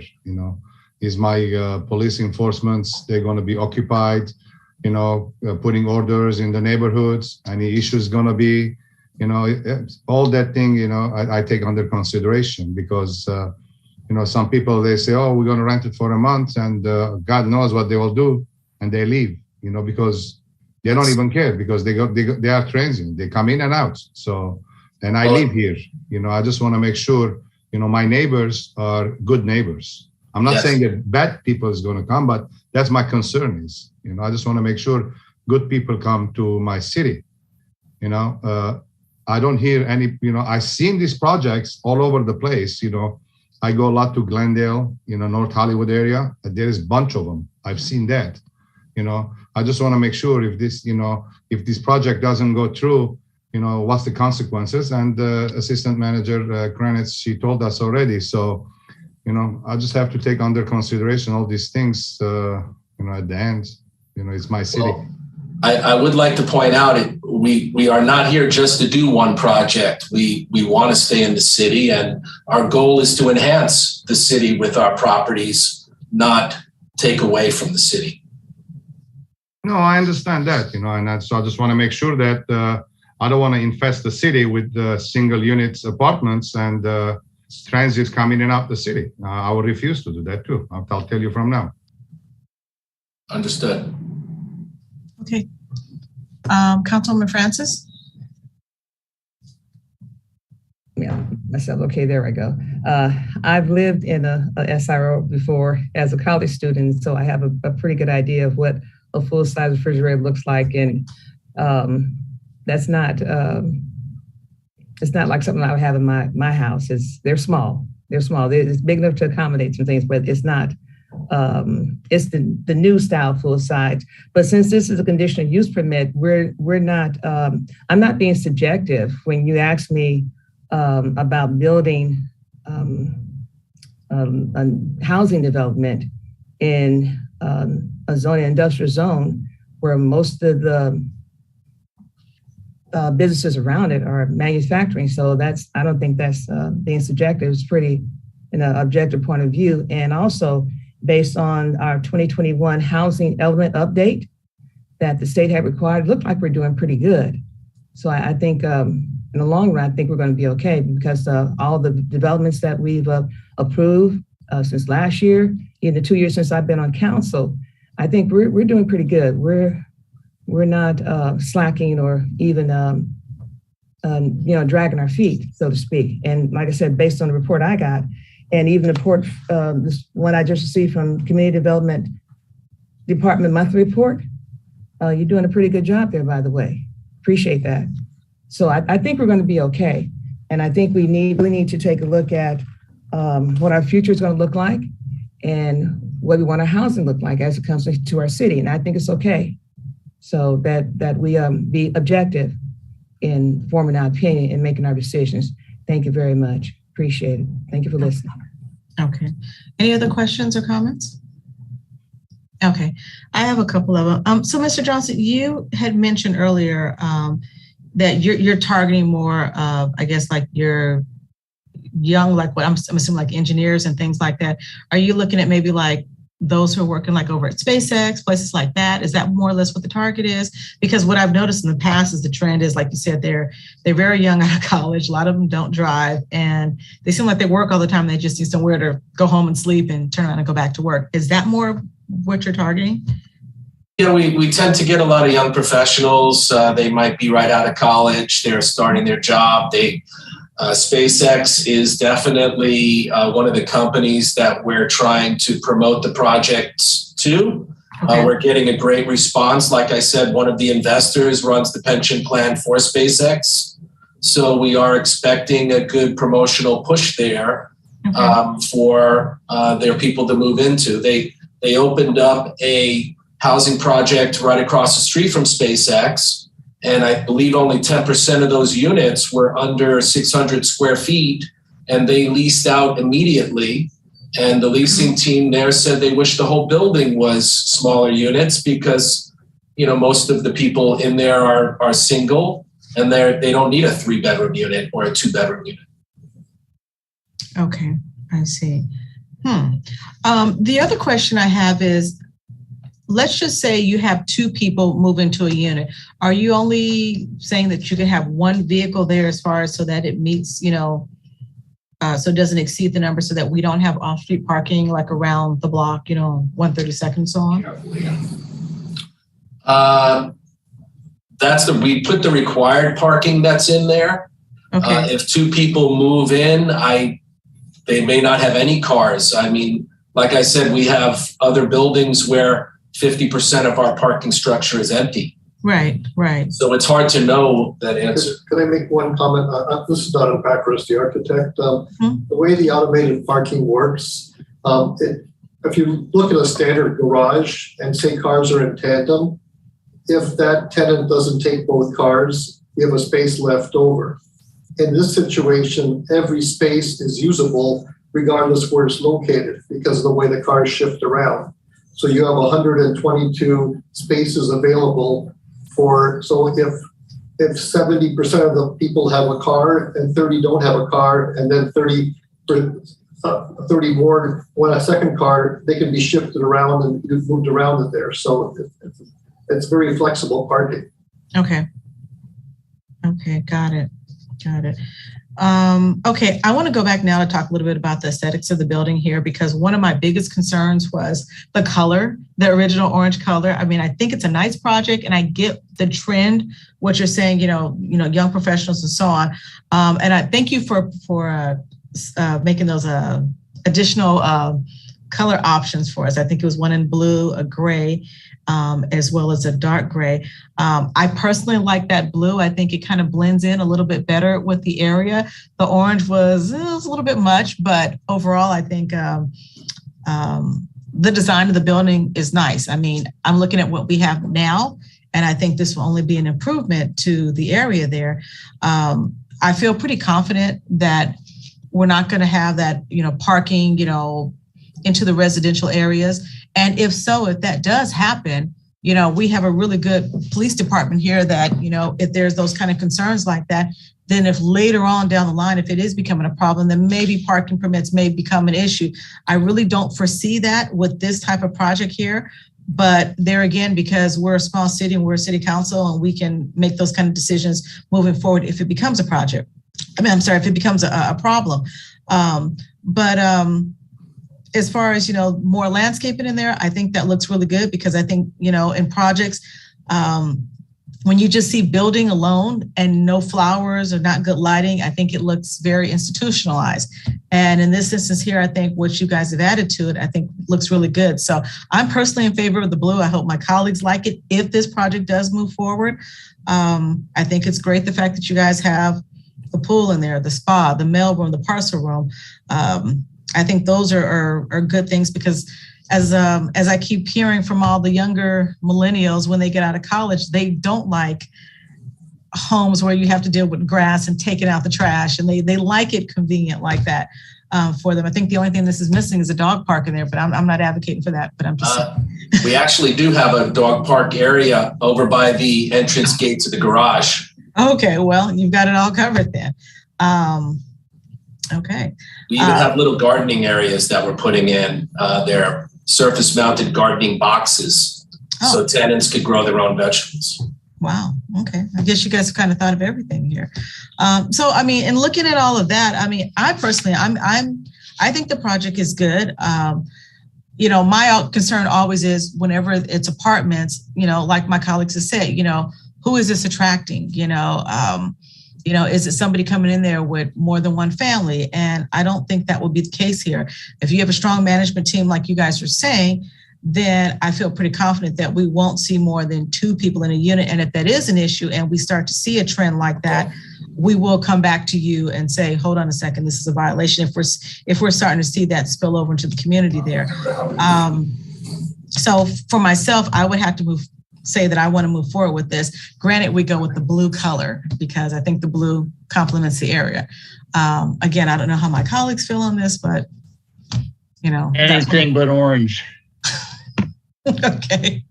Madam Mayor, are you closing the public hearing? I'm sorry. Are there any more questions or comments at this time? No? Okay, I'm going to go ahead and close the hearing at this time. That being said, is there a motion to adopt resolution number 6570? So moved. With what color? Oh, I'm sorry, with the blue color. Thank you. Is there a second on the motion with blue? With blue. You guys want a different color? I'll second it. Okay. Madam City Clerk, a motion was made by Mayor Pro Tem and a second by myself. Will you call the roll, please? Mayor Pro Tem Tanaka. Yes. Mayor Serta. Yes. Councilmember Henderson. No. Councilmember Kaskanian. No. Councilmember Francis. No. Okay. So it looks like the project has been denied at this time. So, Madam Mayor. Tomorrow. okay, hold on one second. Lisa, go ahead. We need to come back with resolution of denial at the next project with findings. Okay. I'm not sure if the council could articulate what the findings are. I need to talk. Okay. Denial? Why? You get us in trouble. Okay. Does any member at this time like to say why they wanted to deny the project? Can we discuss this within the council and then we'll make the decision? I mean, we get the results to the applicant. Okay, guys, excuse me. I'm the partner in here. I just want to put you on notice. I'm going to sue the city. So why don't you discuss it between you and get back to us? Because that's our right. So we're going to sue the city, decide what you want to do, get back to me by the end of the week before I call the lawyer and file a lawsuit.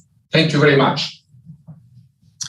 I want to make it clear so you are not surprised later, okay? What you did is totally illegal. You are shutting down low-income housing and you are shutting down things that we have the right to do it. The city attorney should have told you that. She didn't. So you are in trouble if you don't approve the project. I need to hear back from you. End of the week, otherwise it's a major lawsuit and I will notify the state of California what you just did. Thank you very much. Okay, thank you.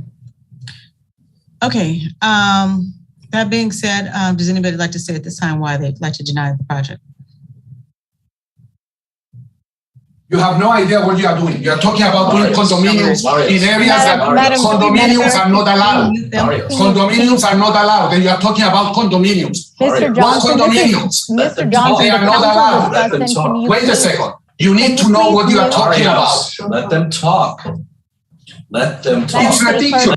Madam City Clerk, can you please mute him at this time? The council's discussing, and the question has been posed whether any member of the council that has voted no would please state for the record, for purposes of findings, the basis for their denial.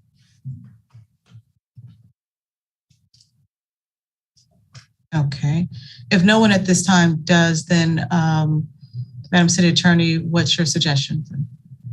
We are looking for direction from the council as to, in order for us to incorporate in our basis for denial in our resolution, what those are. So we could either schedule another meeting, but the purpose is, it has to be an open meeting for us to hear from the council what those bases of denial are so that we can articulate that in our resolution. Okay. Does anybody want to say at this time or?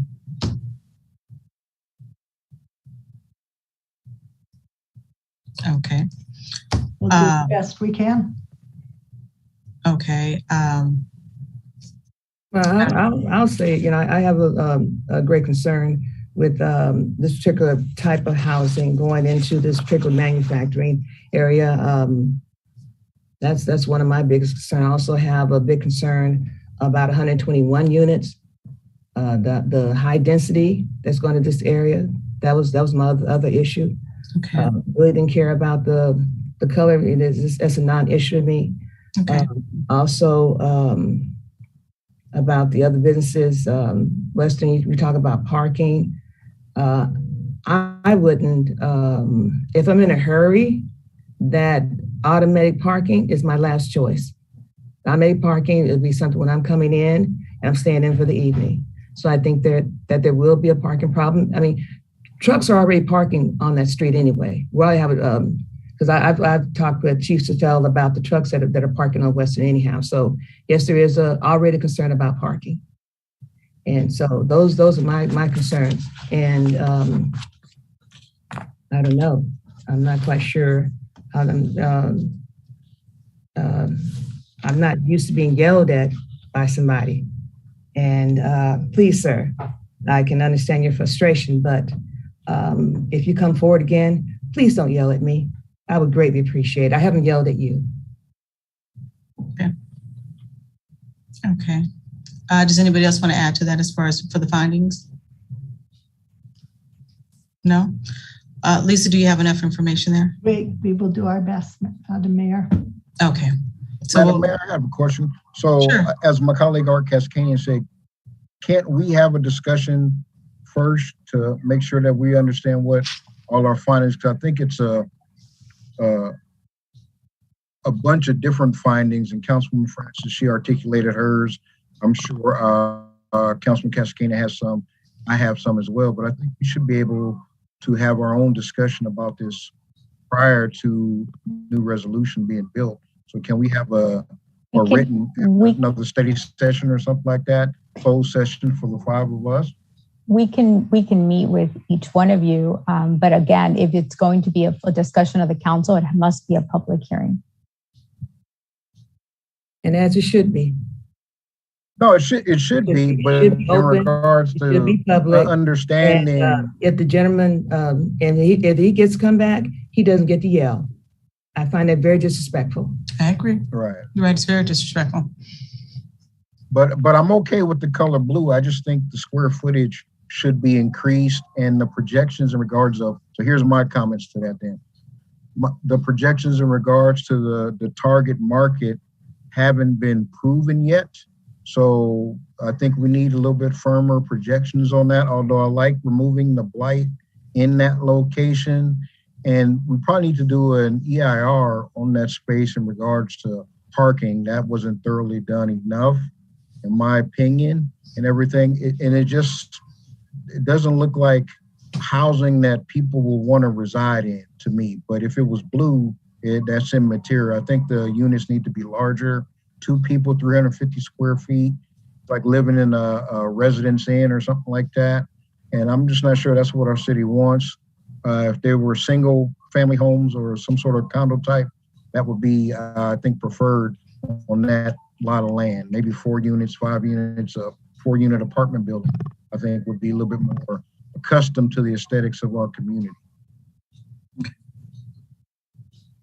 Okay. Any other discussion as it relates to that, or?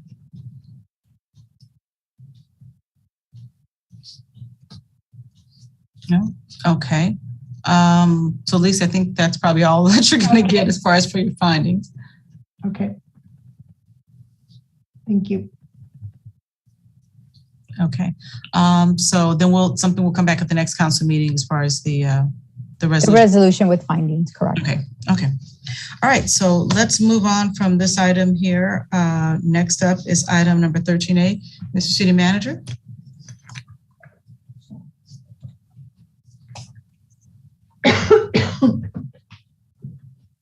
Mayor Serta, members of the City Council, item 13A is our COVID-19 update. Total case count as of today is at 16,126 cases. That is up 83 since our last meeting. Good news, death count did not increase, so we didn't lose anybody within the city of Gardena. Vaccination rates for children 5 to 11 is at 31%. Age 12 and above is 87.8%. Youth at 12 to 17 is at 80.4%. And our seniors 65 and over is at 95%. Raleigh Park continues to operate. And as of March 8th, total residents tested is 6,032. And there have been 216 tests since our last council meeting. Madam Mayor, so ends my report on COVID-19.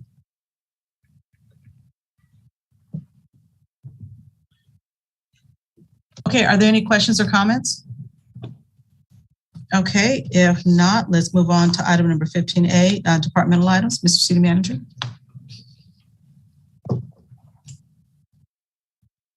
Mayor Serta, members of the City Council. Agenda item 15A is to approve amended and restated franchise agreement between the City of Gardena and Waste Resources of Gardena for integrated solid waste management services, and direct staff to commence majority process proceedings for approval of the rates and rate adjustments set forth in the agreement. The current integrated solid waste management franchise agreement, otherwise known as agreement, with Waste Resources of Gardena, or WRG, has been in effect since July 1st, 2010. The agreement provides collection, removal, and disposal of municipal solid waste generated by residents and commercial customers, and services related to meeting the diversion goals required by the California Integrated Waste Management Act of 1989 and recent regulation requirements. The state has increased regulations regarding waste diversion and recycling services. State law AB 1826 requires that the commercial businesses that generate 2 or more cubic yards of combined refuse, recyclables, and organics per week subscribe to an organic waste collection program. And Assembly Bill 341 requires that all commercial generators that generate 4 or more cubic yards of refuse per week subscribe to a recyclable material collection program. Organic waste includes food waste, food soiled paper, landscaping waste, and non-hazardous wood waste. In September 2016, Senate Bill 1383 was established to reduce methane emissions resulting from decomposition of organic waste in landfills. Methane emissions are a substantial source of greenhouse gas emissions. SB 1383 made it mandatory for nearly all businesses, multi-family, and residential homes to recycle organic waste materials by January 1st, 2022. SB 1383 directed the Department of Resources Recycling and Recovery, or CalRecycle, to adopt regulations and requirements to achieve statewide goals, including reducing organic waste disposed in landfills by 75% by 2025. The burden was then placed on local jurisdictions to enact and enforce ordinances to comply with SB 1383 regulations. The city was required to adopt a mandatory organic recycling ordinance to be incorporated in the city's municipal code. The ordinance included commercial and residential organic waste programs, edible food recovery programs, procurement mechanisms for recycle content products, etc. The city is required to provide enforcement of organic waste diversion through education programs, inspections, and imposition of penalties that would be effective January 1st, 2024. CalRecycle was also given the authority to fine non-compliant jurisdictions up to $10,000 per day for a violation. The city filed a notice of intent to comply with compliance implementation plan to CalRecycle to be protected against fines during the calendar year 2022, while the requirements are being implemented, including updating agreement with WRG. F&H Consultants LLC was retained by the city to analyze and work with the city to update the Gardena Municipal Code to incorporate SB 1383 requirements. They updated Chapter 8.20, which is the solid waste and recyclable collection and disposal, and added Section 2.60.180, also known as recycled content paper procurement requirements for city departments, direct service providers, and vendors, to Chapter 2.60, the purchasing system. Ordinance 1837, Chapter 8.20 was revised, and Chapter 2.60 was amended to meet all requirements. The amended and restated agreement with WRG will incorporate the requirements that were amended in the GMC. The main updates to this agreement include a modernized state of the industry agreement structure. The term is 10 years with the city's option to extend for 24 months, month to month. Services and contract terms that assist the city in complying with current legislation, including residential and commercial food waste collection. Annual compost giveaway for city residents, annual document shredding event for city residents, one-time lump sum payment of $89,000 to offset the city's out-of-pocket costs for awarding the franchise, 1.5% AB 939/ASB 1383 reimbursement based on gross receipts collected by the franchisee to offset the city's costs for complying with state mandates. A hauler-funded biannual contract compliance audit, faithful performance bond and letter of credit totaling $1.2 million, 0% rate increase for residential customers, and 5.9% increase for commercial customers effective July 1st, 2022. Annual rate adjustment commencing July 1st, 2023, based upon the CPI for all urban consumers in garbage trash collection.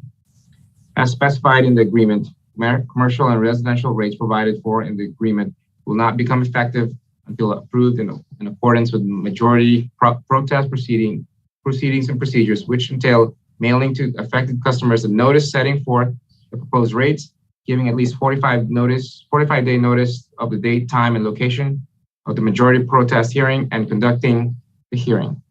If at the conclusion of the hearing, written protests against the proposed rates are presented by a majority of customers, the fees may not be approved. If the agreement is approved, staff will issue the notices and schedule the majority protest hearing for an upcoming city council meeting. I do want to make a correction. There is a typo on the summary. The term is actually 10 years with the option to extend up to 60 months. The financial impact and cost, 10% of gross revenue from services provided to residential customers, 12% of gross revenue for all other services provided by franchisees, 1.5% AB 939 SB 1383 reimbursement based on gross receipts collected by a franchisee to comply with state mandates, 1% of gross revenue for public education for state regulations such as AB 341, AB 1826, and SB 1383, and one-time lump sum of $89,000 to offset the city's out-of-pocket costs for awarding the franchise. What is required tonight is to approve amended and restated waste hauler franchise agreement with Waste Resources of Gardena and authorize staff to proceed with majority protest process. I think we have Director Brigg with the Public Works Department that is going to be giving us a brief presentation on the matter.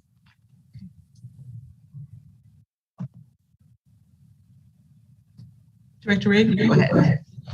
You know, with that extensive staff report, I think the city manager has gone through it at length. I'm available for any questions, as well as Deborah Morris from HF&H, as well as Peter Whalen. This has really been a team effort. I would say that it's been a year and a half of all of us working together, as well as Ray Beeman, Director Beeman. And so I also want to say appreciation to WRG for coming to the table and working with us. It's a lengthy agreement. It's a complicated agreement, but it's an agreement that's for the best of the city of Gardena. The one question I'd want to answer before asked, and maybe I will share my screen here just real briefly, because this is something that still was troublesome for us, which is that typically we like to bring contracts to you that are competitively bid with full transparency and allow the the public process to work its best. Unfortunately, as we went through this process, we were caught between a rock and a hard place. As city manager mentioned, SB 1383 requires a lot. We've complied a little bit with that with implementing our ordinance, but also there are two major other components, which is a collection of organics and also a edible food recovery program in which we need to pair food producers with food recovery organizations that reuse that food, basically give it out through different means. And so we were stuck, and the WRG came to us about 1.5 years ago and said, hey, we see the requirements and we need to amend the contract because we can't do for you what you need to do to be in compliance with SB 1383. The last thing we want to do is to be subject to fines and to not be compliant with the law. So that's what started the negotiation, and we hired Deborah Morris from HF&H. She did an incredible job, and we're in the best possible spot that we could be. We didn't have the option to simply cancel the contract and rebid it because we had the contract goes till June 30th of 2023. So that's why we came to you with the process that we did and did not go ahead and be able to bid it out. What I've shown on the screen is just the second check of what we did. Is even though we were stuck in the process that we needed to go through, we needed to negotiate hard with WRG to make sure that we can make sure it was a contract that was livable for them, as well as it was one that wasn't going to hurt our residents. I feel comfortable usually going forward with extensions of contracts when it's at the same price. And so we worked hard with them. And what you can see on the screen here is what the price of residential cart service is. So the typical home that has 3 carts. It's currently $23.51, and as of July 1st, if you approve this contract, it'll remain $23.51. Mr. Rigg, we can't see your screen. And that is a problem.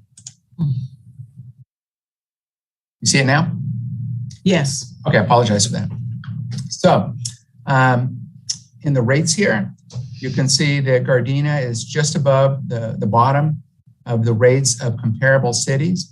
What's interesting is within the 2 closest cities to ours, Hawthorne and Torrance, the rates are significantly higher. Why those are in white is because they still haven't implemented the residential food waste collection system. So it's likely that those rates will go higher. It's also likely that the other rates will go higher because what we're comparing, and right or wrong, it's hard to compare these rates, is $23.51 is as of July 1st. And it's likely that these other rates will go up as well. We just don't know how much, and we can't guess. So when you compare rates on waste hauling contracts, it's always tough because it's the time and place, and everybody's increasing. So you're comparing against what are potentially old rates. And then also, it's not necessarily apples and apples because different waste hauling contracts have a variety of services. Some of these might include street sweeping, some may not. Some may not include a franchise fee, which is a significant amount of money. So in general, we're about the lowest city in the area for these services. And I would expect that as of July 1st, many of these will go up and will even look better compared to the other cities. With the commercial services, we're not necessarily at the bottom. We're somewhere in the middle. And again, this is the rate as of July 1st. So it's reasonable to expect that the other cities, as they implement their SB 1383 regulations, have CPI increases and all of that, that will be closer to the middle or closer to the bottom after all of this happens. So I just wanted to answer that question before it was asked. It's not something that we like to have where we can't bid a contract, but due to this odd situation where we got stuck between deadlines by the state and the term of the contract, that's where we're forced to do. I think we've done a great job for the residents of Gardena. We have a new contract with greatly enhanced services with no increases in fees. And I think we built a better partnership with WRG through the process. And those would conclude my remarks. Okay, thank you. Mr. City Manager, is there anything else you'd like to add to that before I open it up for questions? No, Madam Mayor. Okay, so at this time, Madam City Clerk, do we have anybody from the public wishing to speak on this item? No, we do not, Madam Mayor. Okay, does any member of the council have any questions at this time? Councilwoman Francis, and then Mayor Pro Tem. You're muted. I'll let you. There we go. Thank you. There, I'm good now. So I just had a few questions. I understand that this is a 10-year contract. Is that standard for the industry? It is. What happens with waste hauling contracts is they're usually 7 to 10 years because the waste hauler needs to amortize the cost of the equipment over a certain amount of time. So equipment's typically projected to last 7 to 10 years. So if they buy new equipment, it's only fair for them to have a period of time in which for them to utilize it and depreciate it.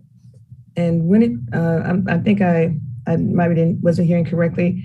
There mentioned something about there being a 2-year extension or a 6-month extension somewhere. I wasn't quite sure I understood where that was within this 10 years. Was that at the end of the 10 years or at the 5th year? So as written, it was originally 24 months. WRG requested it to be 60 months. So in the contract, it is a 60-month extension, month to month, at the city's sole discretion. So at the end of 10 years, it's entirely up to us if we want to extend the contract. It has a couple provisions. It's month to month, as well as it has a 60-day termination clause solely at the discretion of the city. So we're well protected and it's at our discretion. So if all goes well, we're basically looking at a 15-year contract, possibly? We could, and this is the potential of extension of a services agreement like this often significantly benefits the city if we utilize it because we can keep prices down, hopefully, and we don't risk going out to bid for more expensive services that are potentially not as good of a service for the residents. Thank you. And just a couple of, so now there's no rate increase right now for this year. Is that correct? Correct for the single family residential, there's no rate increase. What about this if we count this as year 1, what about year 2, year 3, year 4? Is there something in there that would keep it at this rate? I mean, how do we figure what the increases will be, or will it stay the same for the entire 10-year contract? What 15 years? It would just be CPI for the next year. Yeah, I'm sorry. Consumer Price Index. Okay. Mainly, it's a cost of goods and inflation, et cetera. It's calculated by county. And there's a subsection there that's noted as CPI for urban consumers and garbage and trash collection. That's going to be that section that we're going to be following. Other CPIs follow the different matrix, but that's a correct section where we would determine the annual increases. Was it like 2%? 3%? I'd say right now. CPI is anywhere from 1.5 to 2 to 3%. It just depends on other factors, economic, inflation, et cetera. It's a typical provision in all waste hauling contracts. There is a provision for extraordinary circumstances that disposal fees go up or other items. They can request additional fees, but those all have to come before you. Okay, is it automatic? I thought I saw where that CPI, whatever it was, each year the rate would be automatically increased. CPI is automatic. Everything else is discretionary. Okay, so whether or not we get a rate increase in year 2, 3, 4, 5, or 10, is that negotiable or it just happens automatically? It just happens automatically. So we have no control over that rate? You have control at this time over how that rate is calculated. But as I mentioned, it's very typical of contracts like this that if their costs increase, they need to pass those on to the rate customer, to the customers. Okay. And I just had one more question about this majority protest. I didn't quite understand that. Could you help me out on that one? Absolutely. So what happens by state law, you can't just simply raise fees, especially certain fees, on the public without a majority protest. And what that means is the waste hauler will send out a notice to all customers and or property owners that notifies that there's going to be a rate increase. And that's typical of sewer fees and water and wastewater fees. And then what happens is it's a very high bar for the fee to get denied, because in order to deny the fee, over 50% of the people receiving the notice would need to vote against the fee. So it's a matter of state law, but like I said, it's a very high bar to cross for the people to vote to deny the fee. But it's something that we need to do. Once we do it, there's a notice that goes out. They have 45 days to respond. And once that notice is given on this Prop 218 hearing, that CPI increase does not get another vote on Prop 218 for 5 years. Okay, so it actually goes on the ballot? There's a notice that's mailed out to every customer as well as probably every property owner. And so we'll go to the our polling place and vote, or how does one vote on something like that? I was quite clear on that either. It's just a return ballot. They need to mail it back to the city. Okay, and with regards for the organic waste, now are we going to be supplied with bins? Or do we pay for that too? Is the cost of the extra bin passed on to the homeowners, the residents, or how does that work? Property owners, how is that going to work? Will they just give it to us, and will it be 64 gallon? I guess something similar to what we already have. You will retain residents within the city of Gardena will retain their same 3 bins. Mm-hmm. What is now your green waste bin will now become your organics bin. And so there's no additional cost in bins, and there is additional cost in the disposal of the organics, but the WRG is absorbing that amount and not raising the rates. So the grass and tree trimming and all that and organic waste, our food waste, everything goes into that green bin now. Well, when it all goes into effect, is that correct? Yes. All right. Thank you so much. Welcome. Okay. Any other questions or comments? Councilmember Henderson. Thank you, Madam Mayor. Thank you, Mr. Rick, for explaining a lot of that. In regards to them amortizing the equipment, the heavy equipment and all that, in the discussions, were there discussions in regards to using green trucks, more of the green trucks, CNG type trucks and everything versus the regular gas or diesel being used in it? Unless I'm incorrect, and Ms. Morris, if you can correct me, is everything they have right now is already natural gas. They had discussed using some electric trucks, but the range at this point is so low and they're so heavy that they're not economically feasible. But as I'm sure prices of fuel go up and the like, that may change over time. There is no requirement in the contract except that they comply with state law regarding the CNG. Okay, thank you. Any other questions or comments? Paula, go ahead. Did you have you're muted? I thought I read in the document that they would, we do have, I guess because of COVID, we have a problem with illegal dumping and, people just kind of dumping oversized things in the alleys and all that. So was there something there where waste resources would kind of be responsible for helping get those things picked up? Yes, and that actually, and I don't think and Waste Resources should be commended on their current program. They're doing very well at this point, which is that they're technically responsible to pick up all illegal dumping within the city. And so every day we give them a list of 5 to 20 items and they go pick them up for us rather than our crews doing it. That's something they've been doing very well in the past. There's something else within the contract that I hope to implement better, which is localized bulky item weekends in which an area of the city will have a Saturday and they can put out the bulky items and they can all get picked up at once, which is better for the residents and better for WRG. They can pick them all up at once and it solves the residents' issue. So that's one of those services. It's not necessarily in all these other waste hauling contracts. It's the best service for illegal dumping and bulky item pickup that I've ever seen. So it does cost the residents in the rates, but the rates are so low, it seems to be insignificant. Okay, and there's also a public education piece.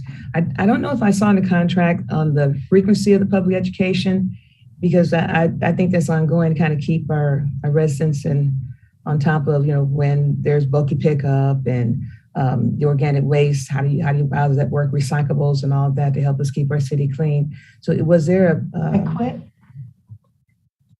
Yeah, the public education requirements are due to state bills. And the frequency and the amount of training is dictated by those. And so at a minimum, we would comply with that. But there is a significant amount of money allocated for those. And per our auditing requirements, they need to show us that they've spent that.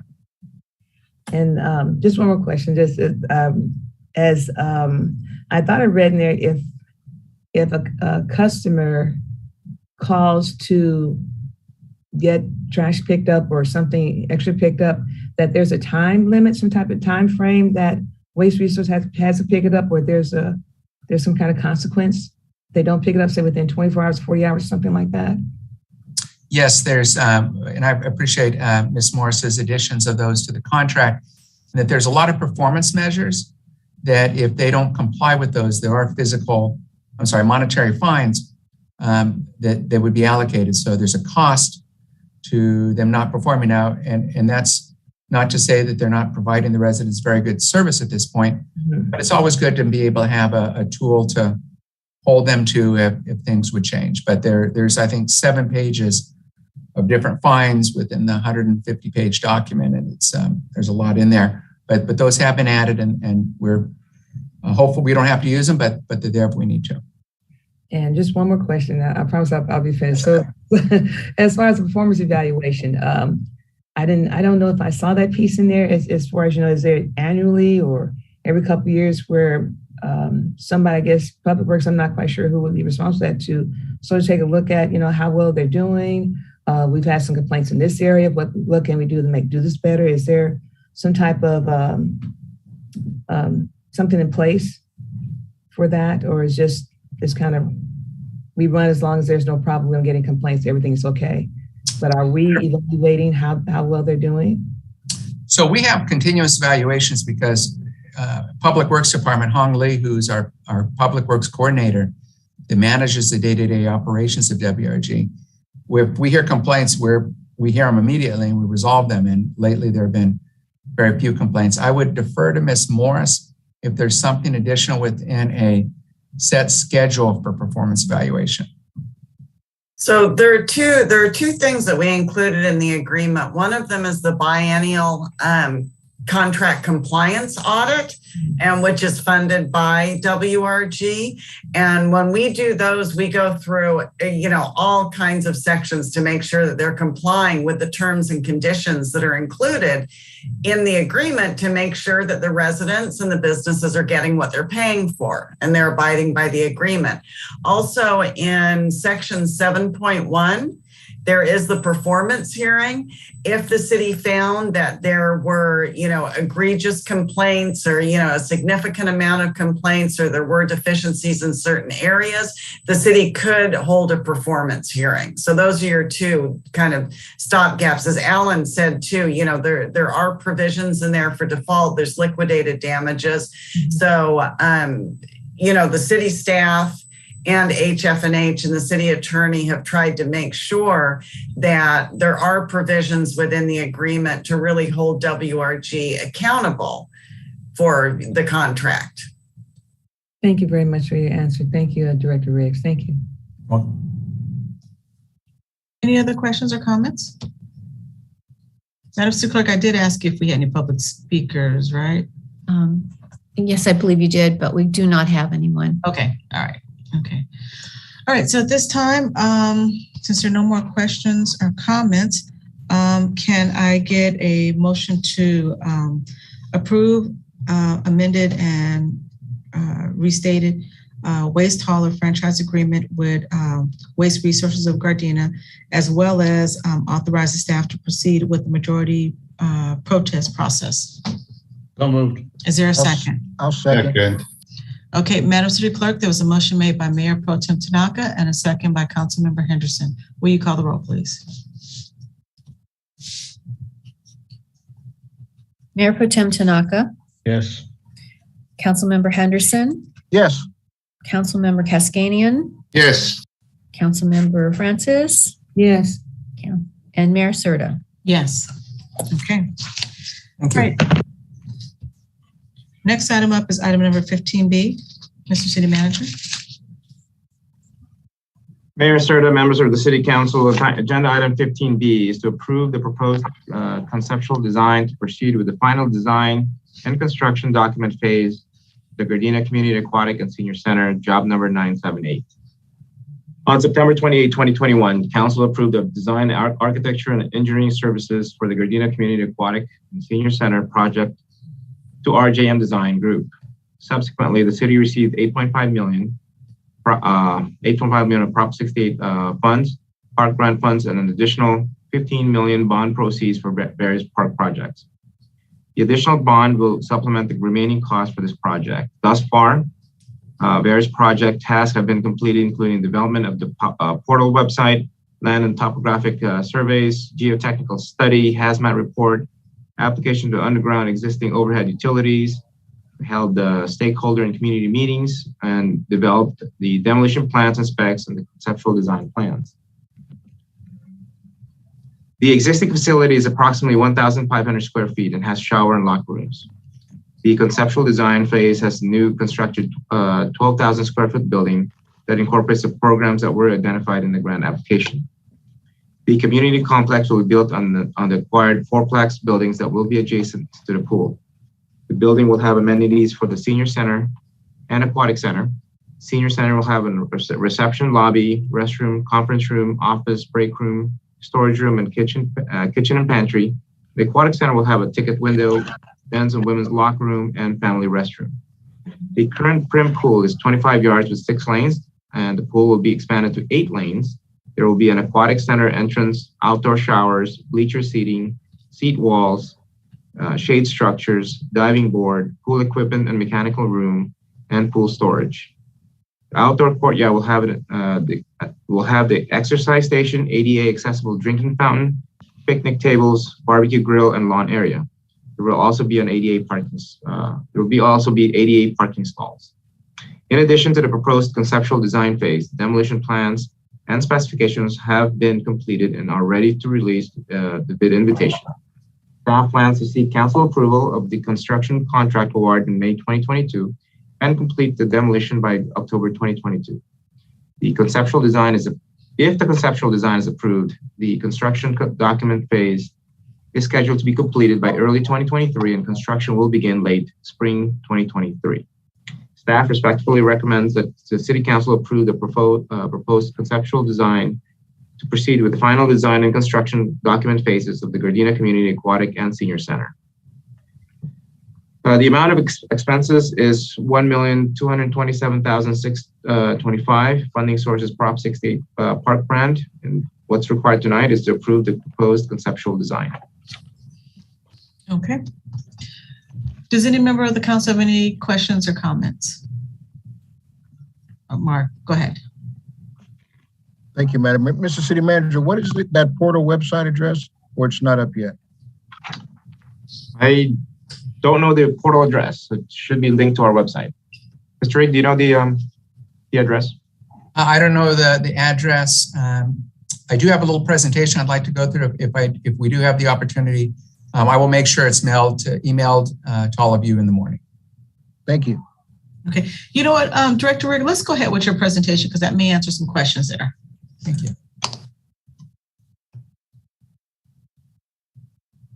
Can you see my screen okay? Yes. Okay, awesome. This is an exciting night. So good evening, Madam Mayor, members of the City Council. Tonight, we are bringing forward to you the final conceptual plans for the Gardena Aquatics and Senior Center. This is a result of the work you authorized on September 28th of last year to develop a plan for the site.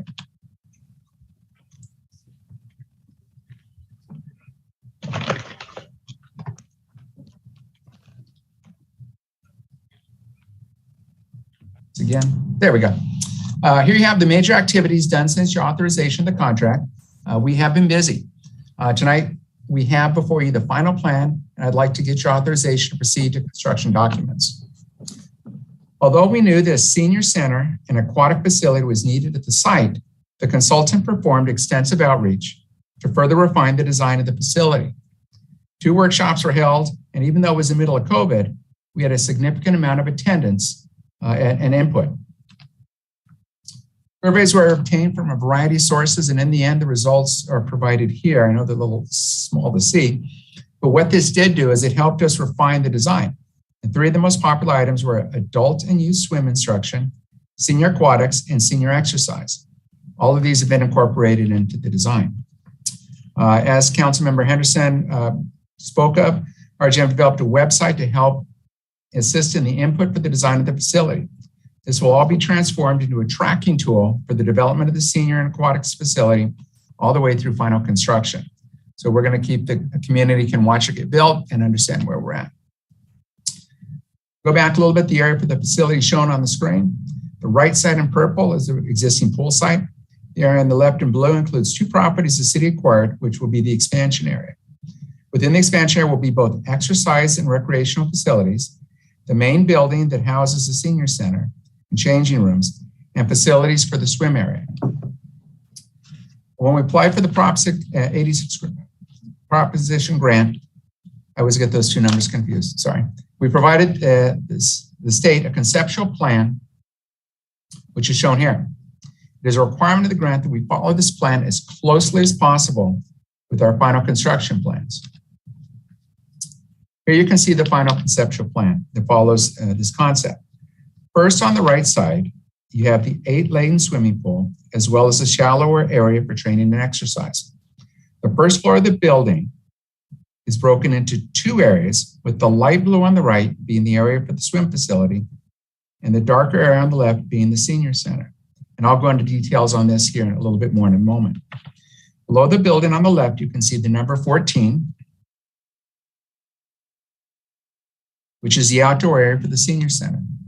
Below that is an area with barbecue grills and tables. And finally, to the right in the area of orange is an area of exercise equipment with 7 pieces of outdoor exercise equipment. Here's a side-by-side comparison of the design for the grant on the left and the final conceptual design. Similar, but you can see the refinements in the final concept. Basically, the building is where it originally was, the exercise equipment, outdoor areas where it should be, and then the pool has been designed. Also, I'd like to just point out on the pool design, we have at the top, we now have stands for people to sit and watch the events. And then we have all these shade canopies to keep people out of the sun. 2 levels of the building can be seen here. See how they overlay one another. And I'll go into the details of each on the following slides. On the first floor, the building is divided into 2 separate areas for the senior daycare and support facilities on the left, and the pool area on the right. Keeping the entrances separate provides for better access for all patrons of the facility. I'm going to go back to one thing which Director Santin pushed or asked for us to do. It was awesome, is that instead of having entrances that go through the building and out to the pool, so you've got this wetness and not a good working facility, is that the entrance to the pool facility is on the outside. And so we have people lining up out here. They can get in, go into the locker room, exit, much better flow from what we originally had. That's the first level. The second level, which was not very defined when we got the grant, we have worked on.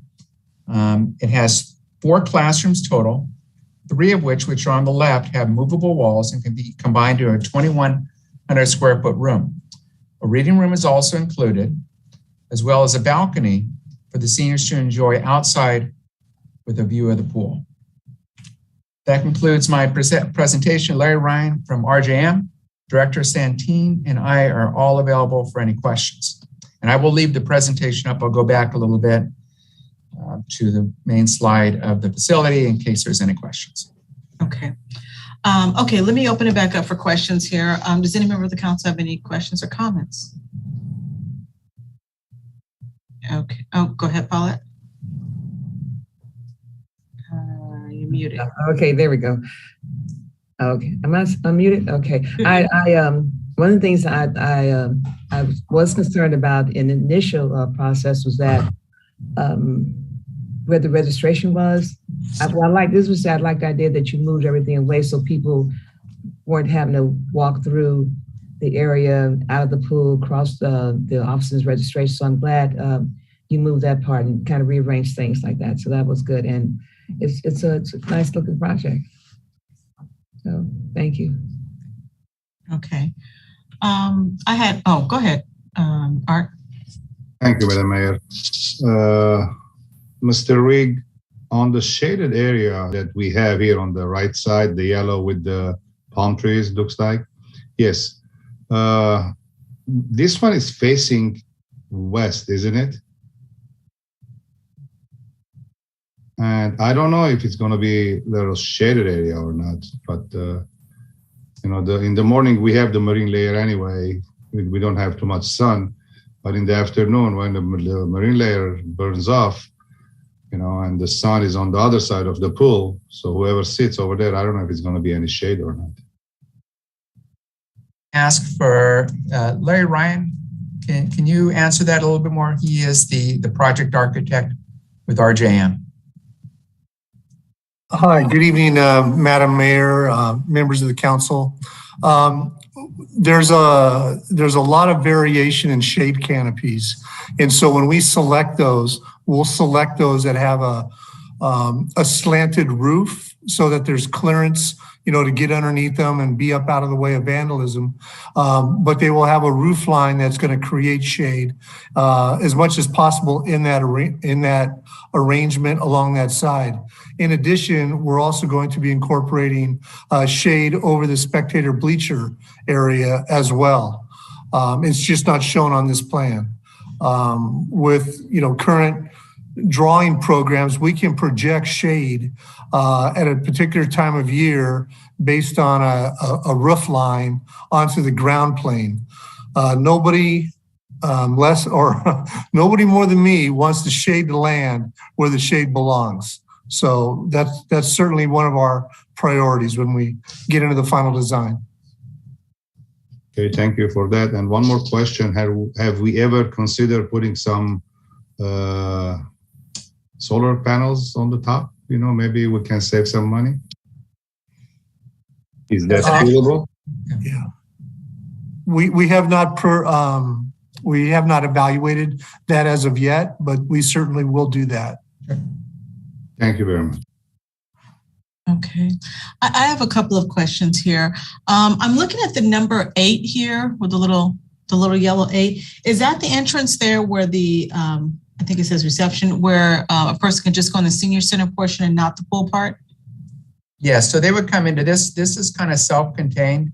Okay. So what this is mainly for, the bottom floor is for the senior daycare. Mm-hmm. So this major room, let me zoom in.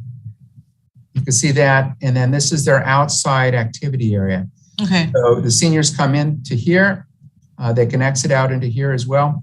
Okay. The building is really entirely separate from the separate entrance that comes into the pool. Okay. And so the 3 blue dots on the left side, that is, blue squares, that is what? Because I can't make out on this end. Number 21. Is ADA stalls. Okay. So is that the only parking then that we have for, now the newer area? So the main amount of the parking is shown here.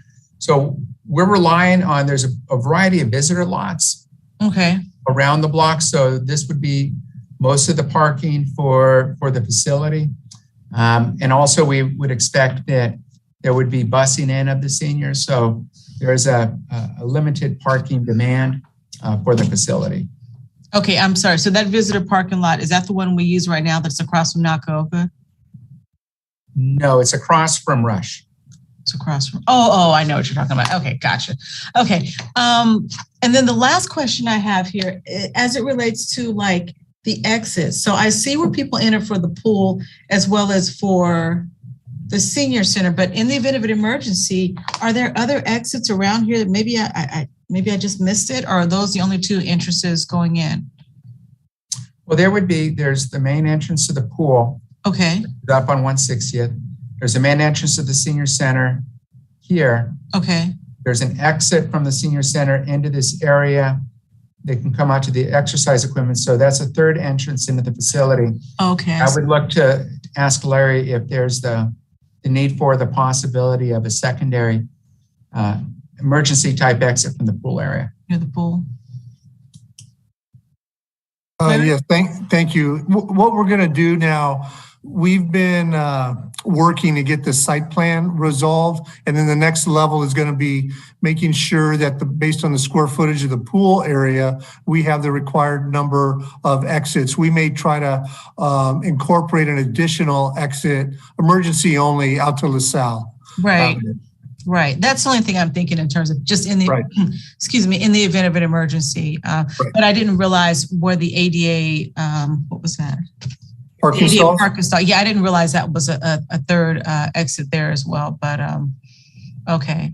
And then the last question I have is, I know it's not on here. I think the greenery is great, but as far as lighting, you know, as far as having good lighting around the area there as well as on the inside, because I'm sure some events, you know, sometimes during the year when, I don't know, it starts getting darker earlier, want to make sure that we have good lighting in this area here as well.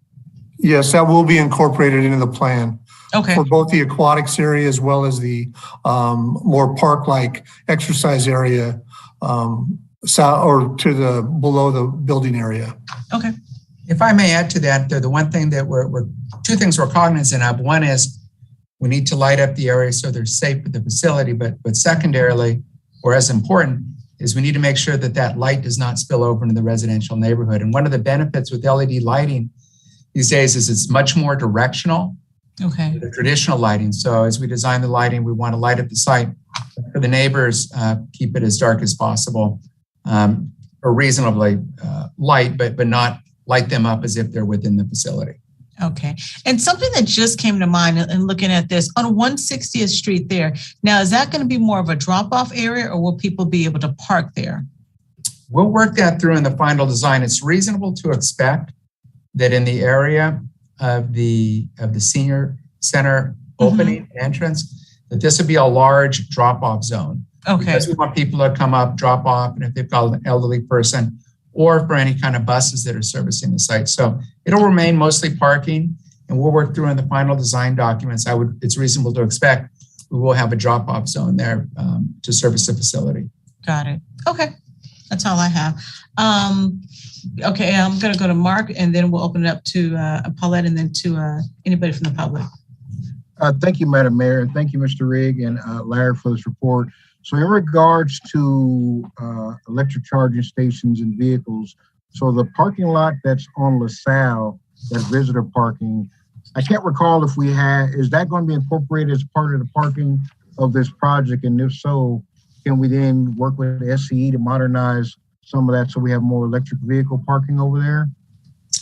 That's a very good idea. We had that parking lot at this point, and I don't know once things are in full swing at Rush, how full it'll be, but it is an awesome opportunity for electrical vehicle charging stations. So we will definitely look into that. Okay, and my second question is, we are going to try to make this a LEED certified building for energy savings and everything. Is that our goal as well? Larry?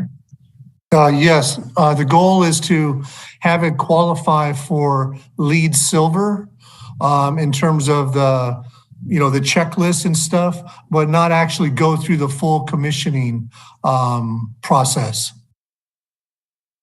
What will we need to do to kind of go through the commissioning process and get that LEED Silver certification document? We've done that even for aquatics, and we've gotten, based on the site and the relationship to, say, mass transit and things that aren't typically on your radar, each one of those gives you certain points.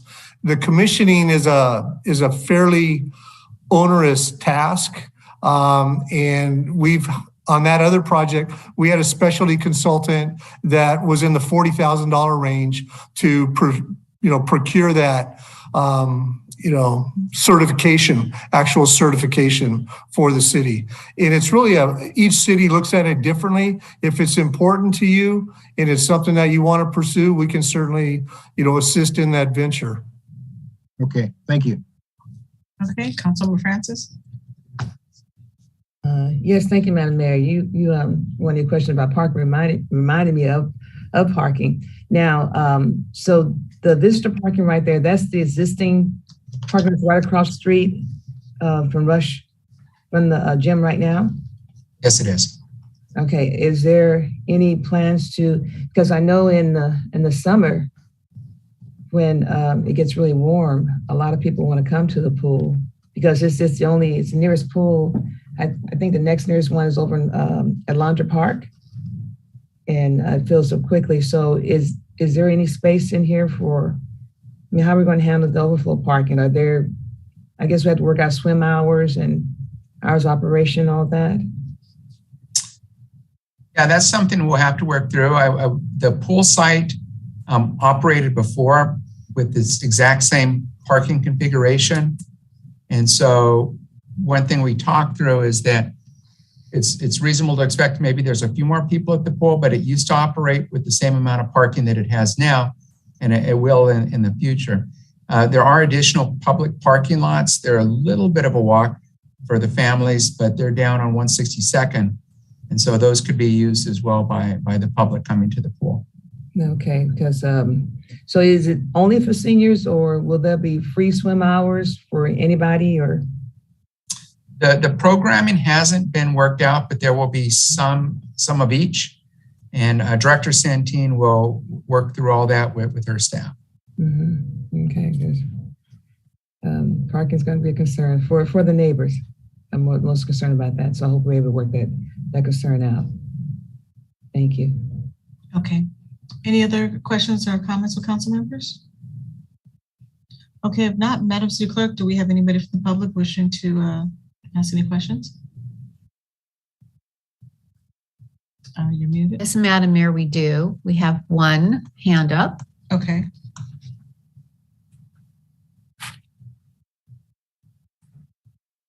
Okay, you can go ahead.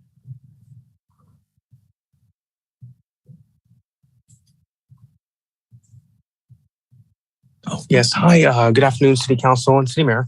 I was looking at the plan.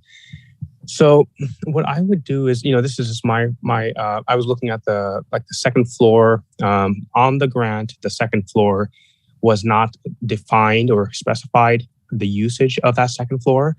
I want to introduce, every city, major cities around in the U.S. have this, and it's very important that we need this in the city of Gardena. I would make it the City of Gardena African American Community Museum. We need a museum. If we don't have the museum, we're going to lose history. SoFi Stadium has, just right now for the NFL Super Bowl, they have a art collection collected by SoFi Stadium that features African American art and artifacts. The California African American Museum is in downtown Los Angeles. So I definitely, and these museums will actually let the city borrow the artwork. So it's not like the city has to go out to purchase this. So I would definitely recommend the city to have that on the second floor. The next thing is we need cell charging outlets. So that's going to be very important. The next thing is we need to cut down on administrative offices, break rooms. We want to make sure that this building is being used to the fullest capacity, not for offices or administrative staff. It's, if it's a receptionist, that's good. We should not have a building manager or a break room in there. They could use another older building. The next thing is, I was looking here on the map. We could definitely fit in a basketball court. That's what we're missing near City Hall. Is an outdoor, open air basketball court. We can definitely fit it in on the map on item number 20 and item number 18 on the map. I thought it was actually a basketball court, so I was happy. We definitely need this center to be for all age groups. So it's not just for a certain age group, it's for all age groups. So I would strongly recommend the city look into, essentially the city would be using cement and steel, so maybe even a rooftop basketball court, or there's actually existing on the map, location number 20 and number 18 that can actually be used for a open air basketball court. So that's what I would recommend. Thank you so much. Okay, thank you. Are there any more questions or comments? Okay, if not, then can I get a motion to approve the proposed conceptual design? So moved. Is there a second? I'll second. Madam City Clerk, there was a motion made by Councilmember Cascanian and a second by Councilmember Francis. Will you call the roll, please? Yes, Madam Mayor. Councilmember Cascanian, Yes. Councilmember Francis, Yes. Mayor Pro Tem Tanaka, Unfortunately, due to the proximity of my residence to this project, I'll have to abstain. okay. Councilmember Henderson, Yes. Mayor Serta. Yes. Okay. All right. So moving on to the next item here, item number 17A, Mr. City Manager.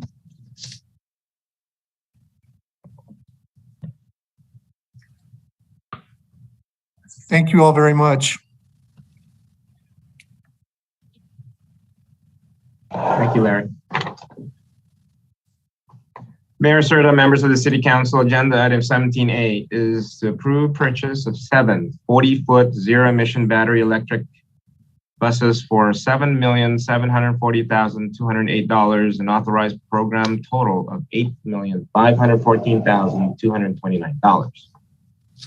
Between fiscal years 2017 and 2023, G-Trans will be replacing its entire fleet of 40-foot gasoline electric hybrid buses that have been reached the end of their useful lives. In order to guide the timely replacement of aging buses, staff developed the fiscal year 17 to 23 fleet replacement plan approved by the City Council in February of 2017. The plan dictated that G-Trans would immediately pursue a combination of both CNG and zero-emission buses for the near-term replacement of its fleet, with an eventual conversion of the entire fleet to zero-emission by 2034. In accordance with the plan, G-Trans deployed its first order of 18 CNG buses in 2021, is poised to purchase its next 14 CNG buses, and is now also ready to place the first order of new zero-emission battery electric buses, or ZEBs, which will replace existing 2010 gasoline hybrid electric buses. G-Trans currently operates 6 zero-emission battery electric buses. 5 are electric conversions, and 1 is an early model traditional electric bus. After an evaluation by staff regarding available models from eligible ZEB manufacturers, G-Trans has selected the zero-emission bus from Gillig, manufactured in Livermore, California. G-Trans is able to participate in a purchasing cooperative agreement with the Washington State Transit Bus Cooperative that will allow the purchase of 7 ZEBs from Gillig LLC. FTA encourages grant recipients to procure goods and services jointly with other recipients or participate in purchasing cooperatives to obtain better pricing through volume purchases. As with all new bus purchases, G-Trans will incorporate the latest safety features and designs, including improved ADA amenities and boarding ramps. New buses will provide a safer, cleaner operating environment for G-Trans passengers and employees, improve fleet reliability, allow G-Trans to remain in compliance with California Air Resources Board and South Coast Air Quality Management District regulations, and be on a path to fully transition to zero emission in the future. The buses, anticipated to arrive in late summer of 2023, will be deployed throughout our service area. The buses will also require the purchase of plug-in charging equipment and dispensers. However, staff is still evaluating equipment requirements from various manufacturers available from the Washington State Bus Cooperative, and will come back to the City Council at a later date with a recommendation. Staff respectfully recommends that the Council authorize the purchase of 7 zero-emission buses from Gillig, which includes sales tax, training, spare parts, and delivery for a total of $7,740,208. G-Trans is also requesting authorization for a 10% contingency of $774,021 to account for any unforeseen changes, only to be approved in advance by G-Trans staff not to exceed project total of $8,514,228, and to authorize the city manager or his designee to sign any subsequent documents required by the purchase.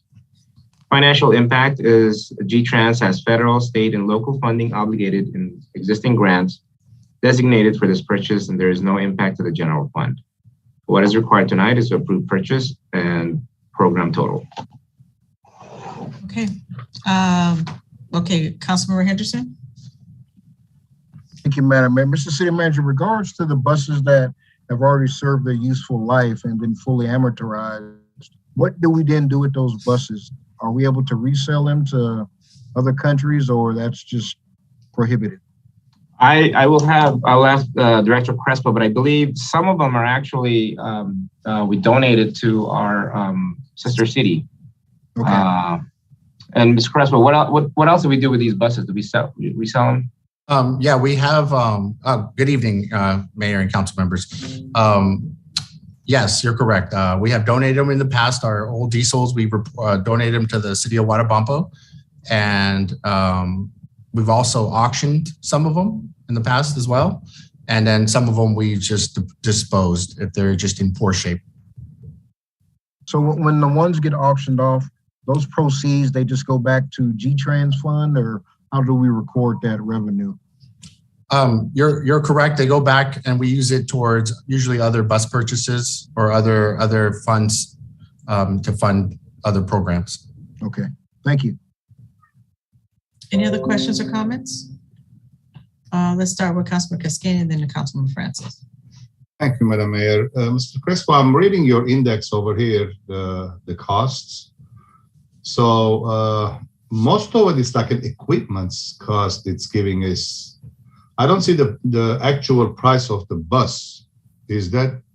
How is that breakdown is? Are you talking about how we kind of get to the $1 million price range? Is that what you're referring to, council member? Yes, price variance. Yes, so let me pull it up as well. But typically the base is about $800,000. And then we add different components that we are requesting to have on our bus. So for example, we want an AVL smart bus technology. We want certain fare boxes. We want certain head signs. We want certain cameras, right? All these things have a line item that the vendor then has to get pricing from other vendors to include that into the purchase. But our contract is with Gillig, and they subcontract all these features that we've requested. So basically, we're buying the bus for $813,000 and 44, whatever. And we adding the equipment, and it's equivalent almost $1.1 million. That is correct, including we've added spare parts. We need certain spare parts. This is a new technology for us. Training components that are new to our mechanics. We're preparing for a whole new arrival of a new fleet. And I'm assuming this includes the charging station at the bus depot? No, that's a good point. So step one was to first purchase the vehicles, right? We've been putting money aside for this program. And then we've also been putting money aside for the infrastructure that we plan on building. The next step, if approved tonight, would be for us to continue discussions with Edison, because we're participating in the Charge Ready program, where Edison would ultimately build the charging station in our facility for us. Okay, and the 7-pack batteries that it's required, it says, is this gonna be enough juice in the bus to take back and forth? Also a great question. So this was their newest, Gillig's newest battery package that they're offering, 7 packs, like you mentioned. They are providing a range of about 250 to 280 miles. And to give you comparison on the electrics that we currently have in our fleet, they provide anywhere between 80 to 110 miles range. So we're getting almost double. The technology has changed tremendously. Yeah, of course. And this one with the full load we're talking about, right? So that's how they've tested it. Yeah, they've tested it with full loads. When they do this kind of testing, they usually do it with big old sandbags on different streets and stuff to simulate loads and different temperatures. See, okay, thank you very much. Thank you. Okay, I'm sorry, who had the next question? Oh, Councilwoman Francis. Yes, thank you, Madam Mayor. So my question, Councilman Cascade asked about the charging stations. Now, with the charging stations that are being built, there's no solar panel or anything involved with as far as generating the energy for that. Councilwoman Francis, you're on the right track. Our plan is, step one is build the charging station for these buses. So these buses are going to take about 18 months to build. So they're not coming overnight. Step two is build the charging. So first, step one is buy the buses. Step two, build the charging station.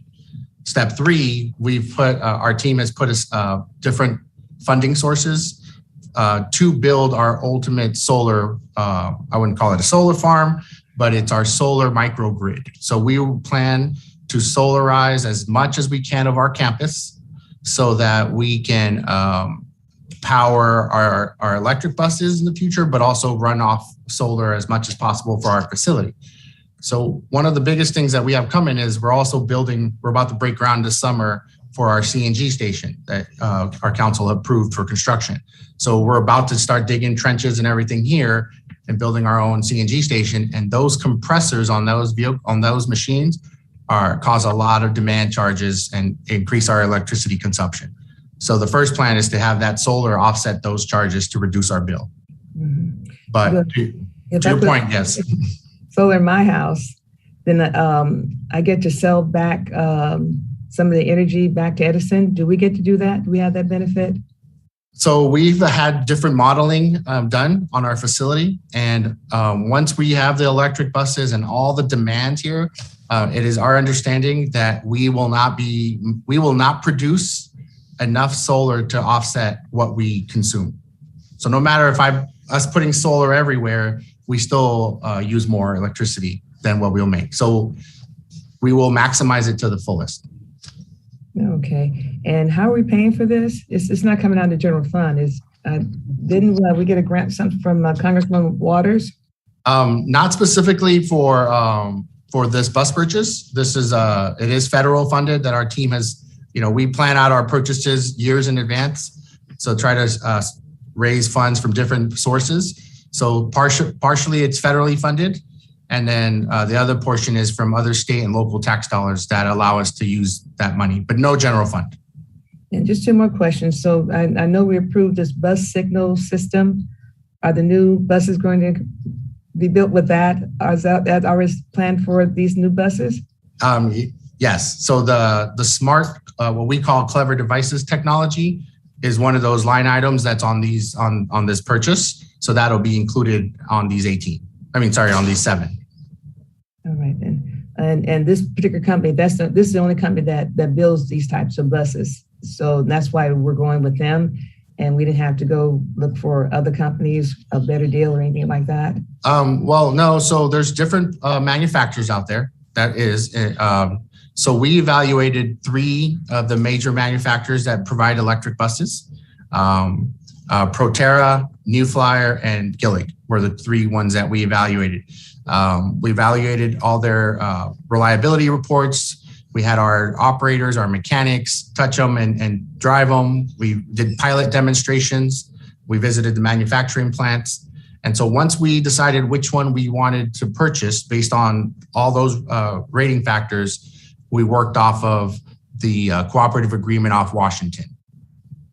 Mm-hmm. And that's why we're allowed to purchase it from Washington's bid, because they went to a full procurement and Gillig was one of the winners of that bid. And what's the total mileage before these type of buses will need to be replaced? Is there some like they're 100,000 mile cars and 350,000 mile cars? Yeah, good point. So these buses will have just like our other buses, a 12-year life. So that's the new, that's what our buses are. We were required to keep them for 12 years. Okay. All right. Thank you. Any other questions or comments? Madam City Clerk, do we have anybody from the public who has any questions?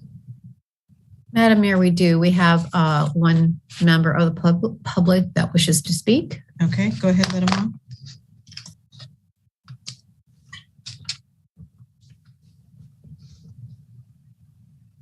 Oh, yes. Hi. Good afternoon, City Council and City Mayor. Can you hear me? Yes, we can hear you. Yes. Oh, good. Thank you so much. So I was wondering on these buses, would there be, is there like a limitation on like the funding that has to be used now, or could there be like a mixture of buses? Like, for example, maybe 5 from this company, and then maybe even talking to BYD, they're in Pomona. They build buses also, maybe, diversifying the buses. So that's one option. And then the other thing is, since these buses are being bought, are they being bought from just being used from out of state contract, or are they being purchased within California? I know consumer vehicles in California have a warranty, 150,000 mile warranty. I think it's 8 years, 150,000 mile warranty. Would this bus, since I believe this is like a class 8 or higher bus, so would this still qualify under that California law for the bus battery? Because if batteries go bad, they cost a lot. I'm supporting this bus. This is excellent and this is really good. Also, our buses need Wi-Fi hotspot. I did some research. T-Mobile, some cities have partnered with T-Mobile or Verizon, and they'll put like a mobile hotspot in the bus. It goes through like a login system, and you're able to access Wi-Fi in the bus. So that's something I was suggesting, because you need that power socket in the bus, in the front of the bus. You need that power socket opening. So even having that option. The other thing is each seat should have, and this is because you're bidding right now, you're in the process of purchasing these buses. It's easier if the builder, the manufacturer wires and puts in the charging stations. And then the charging stations will be very important. It's possible, the future charging stations might go from USB to micro USB. So even the wiring, having it where the portal or the panel where you're plugging in the smart, like the cell phone or charging device, that panel can be changed. If in the future it goes from USB to micro USB in the future. So that's something. And then even buying extra sockets, because if someone puts gum in there or something, you have to replace it. So that's something I would suggest. And then also talking to BYD, since they're right near us, and then also consulting with Metro. I believe Metro and Long Beach Transit bought some buses. I'm not sure which manufacturer they bought it from. They had issues with the battery. So warranty, and then even if the city can even have like a return policy potentially, if the buses are not good within a certain, let's say 20,000 mile threshold, they can depreciate the contract by 20% and accept the buses as a refund. Yeah, thank you. Okay. Director Crespo, would you like to address any of those questions there? Mayor Serta, those questions are very detailed, and I think if I'll get together with Director Crespo and see if we can provide a appropriate response for that. Doesn't our current buses have charging stations already by the seats? Yes. Our current buses and these will have USB ports as well. Thank you. Okay. Any other questions or comments? Okay. If not, can I get a motion to approve the purchase of 7 40-foot zero-emission battery electric buses for $7,740,208 and authorize a program total of $8,514,229. So moved. Is there a second? Second. Madam City Clerk, there was a motion made by Councilwoman Francis and a second by Mayor Pro Tem Tanaka. Will you call the roll, please? Councilmember Francis? Yes. Mayor Pro Tem Tanaka? Yes. Councilmember Henderson? Yes. Councilmember Cascanian? Yes. Mayor Serta? Yes. Okay. Next up is council directives. Does any member of the council have any directives at this time? Councilman.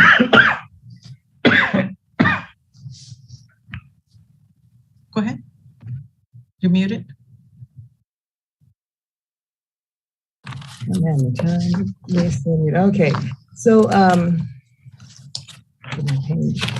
the first one I have concern about is can we take a look into either getting the electronic billboard signs at Raleigh Park and Masukai either replaced or repaired?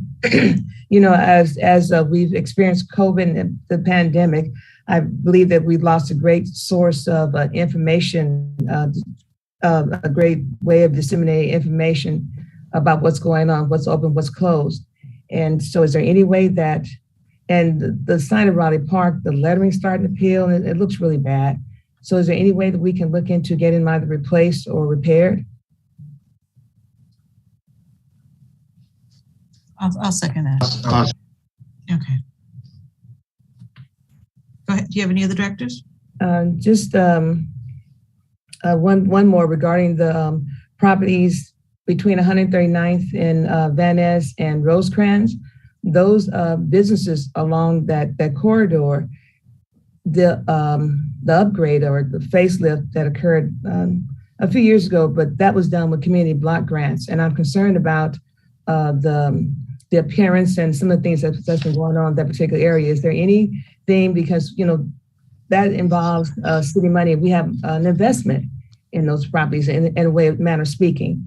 So is there anything that we can do to make sure that, you know, the properties are maintained and that the parking and the trees and all that gets taken care of on a regular basis? Because we've had an ongoing problem with those properties for a long time in terms of illegal dumping, trash and all that. And like I said, since we did have community block grant money going in as an investment, I consider it to be an investment for our city. And I think we should be more proactive, make sure it's taken care of and maintained.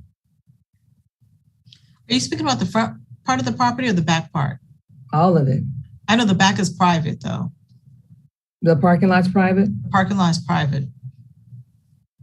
I mean, I know at the time the process you were talking about when that grant happened where they redid the back and the lighting and re-slurred it and even put glass on those all the businesses along the front side and so on. But I do know that's private in the back. There was some kind of process they had to go through with signing off something, part of their property, let the city take it over, and they signed it. It was something kind of, I don't remember the whole process, but it was about 20 years ago. It's been a while. Yeah, it's been a long time. That was private. Okay. I know that's private property in the back. Do you know who, is there anything we can do to be more proactive about making sure that's taken care of, or this is private property? I think that's an ongoing issue right now with the management company, because I've spoken with one of the tenants there, and so that's an issue that they're going through with them right now. So we, as far as, because if I maintain my property like that, I would be in serious trouble with somebody. But anyway, all right, thank you very much. I'll just that's okay. We'll just so you know, this matter has come up, and I know Chief Safel, his team is looking to have a meeting with the management company, just so you know. And he's actually spoken with one of the lieutenants has spoken with one of the property owners there, with as it relates to that back part there. Just because of the way some of the property owners are upset about it right now. But I can speak with you offline about that if you like. Okay. Any other directives? Okay, Councilmember Cascanian. Thank you, Madam Mayor. I want to echo Councilwoman's question. That property, I mean, the trees that, let me phrase it this way. Let me go from start, sorry. Mr. City Manager, we signed a contract about a year or two ago or right before COVID with some tree company that they're going to trim the trees, they're going to clean this and that. When are they working? I never see them on the streets. I mean, I barely see them once or twice. And I just always want to bring up this question, but thank you, Paulette, you reminded me about this. So I mean, it's been 2 years and I don't know if anything going on. I just see them, they're putting lockpot trees on the streets now. Is that a directive or that you want to follow up on it or? Yeah, I just want to know because we paid some chunk of money for them to trim the trees. I don't see them. We used to see them all over Western, for example. They're going back and forth, you know, they're trimming all the trees. And so I don't see them that often. I just wondering what's going on. That's it. So your directive is you want to update on what the tree people are doing? Just there or all over the city? All over the city. We're paying them to do them all over the city. So I just want to. We can, if you have a second, I can provide a report as to, you know, there is a report out there that they can generate as far as what they've done the past 2 years, and then the frequency, and then what the schedule is going to be like for the next foreseeable future. I'm sure they have a plan for that, the tree trimming plan. Okay. Is there a second? I'll second it. Okay. So there's a second on that. Any other directors? Okay, Mark, go ahead. Thank you, Madam Mayor. In reading our environmental justice element, as everybody knows, I kind of took that one personal and sleep with it and read it and all that. And under item 6, it talks about community engagement. And although we do pretty good and we still could always improve, I think to start promoting better community engagement or increase community engagement, because the council and the planning commission are public meetings, but we have all these other boards and commissions, would we be interested in having those chairs of those boards and commissions give us like a quarterly report of some of their activity that they've done? So that increases the community involvement. Those members are now involved and they feel a part of our city process, because without them, none of us are successful. So I was wondering if there's some interest in that they just provide quarterly reports on their progress and some of the things that they're working on that the community may not be aware of. Even though I know we get all the information, but the community may not be aware of that. Even though it's on the website and everything, they don't know who their chairs are. They don't know the members of the committee. It'd be just good to kind of hear from them. I'll second that. Councilman Henderson, this would be without the inclusion of the planning commission, since you already received, there's already a planning quality action sheet in every single agenda. Right. So it'd be those commissions, not including the planning commission. Not including the planning. So like, for instance, GBAC, we know what's going on with them, our parks group, just kind of see some of the things that they're working on and what they're looking out for, because everybody has a specific function that all of us can't be kind of running behind. Everybody's doing something great. You know, remediation is doing great work. You need to kind of hear from them as well, what they're doing. We hear about from Gardena Beautiful because Councilwoman Francis leads that one. But as far as some of the other ones, folks aren't even aware that we even have some of these boards and commissions. For the record, so are we excluding the Gardena Beautiful, or are we everybody except planning commission? Everybody except planning. Okay. And it'd be on a quarterly basis? Yes, quarterly. To be put together by the commission themselves? Yeah, and could we get an oral? Like, could they come to council and do an oral? Instead of a written report? Yeah. Yeah, whatever the council. Or I would like an oral. May I interrupt for a minute? I do meet with my commissions, you know, I'm not going to say every month, but maybe 2 months or 3 months. And I do get reports from them too, as you know, as you're suggesting right now. So, you know, we can get that report. It will be great. But I do, you know, interact with my commission and they give me reports. And I do interact with my planning commission every time they do meeting. And I would ask them why you made this decision, you know, just to give me some ideas. So if we do interact with our planning commission, you know, get some inputs from them before we go the council, so we'll have a better idea probably. So yeah, no, I mean, we interact, but our community doesn't necessarily get to interact with them and kind of know who they are and what they're working on and everything. I know we get all the information, but we want, again, in the spirit of transparency, make sure everybody knows who's who and who's participating and what. I see. Okay. Thank you. Is there a second for that? Yeah, I seconded. Rodney did. Okay, Is hold the on, sec- hold on. Go ahead. I'm sorry, I'm just trying to be clear. Is the directive for them to appear at the council meetings and provide an oral report, or is it a written report? Oh, sure.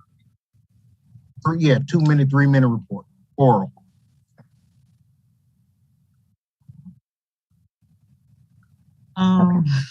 Hopefully they won't shy away from that. Some people don't like coming before the council. Would you guys want to consider serving the commissions and seeing whether they want to do oral or written, or you guys just want to make them do the oral? Get them involved with the community. I mean, that's a good idea, Mark. Get them involved with the Yeah, I community. mean, we want to see who our commissioners are. But then what does our staff person do? I mean, we have a staff person that staff liaison with each commission. So They just, they're there and they prepare the minutes, which are available to the council.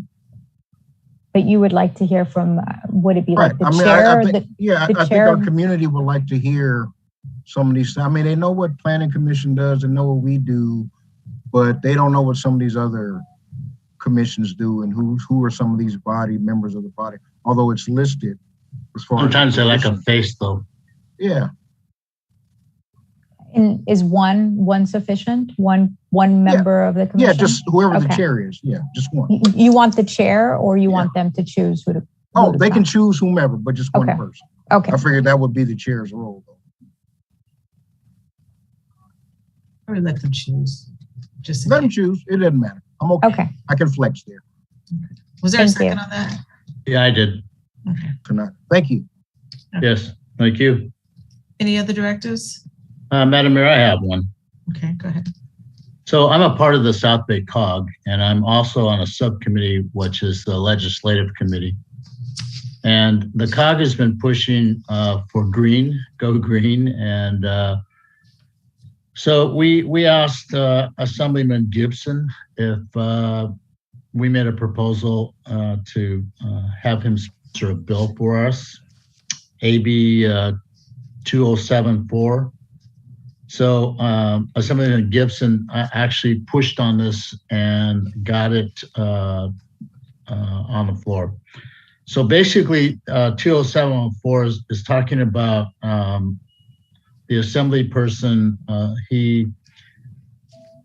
He's fighting to get reimbursement of electric vehicles. So someone buying like an electric bike or an electric like go-kart, golf cart, if they could show that they bought that, they could get a full or partial reimbursement. So we as cities of the COG are trying to support his bill. So what I'm asking for tonight is getting a resolution of support for Assemblyperson Gibson's AB 2074. I'll second that. Okay. Thank you, Mark. And if you need any information, Ms. City Attorney, just give me a buzz and I'll forward some of that. Thank you. Plus, Ms. Baccarat from the COG has a lot of the stuff. Okay. Thank you. Okay. Any other directives?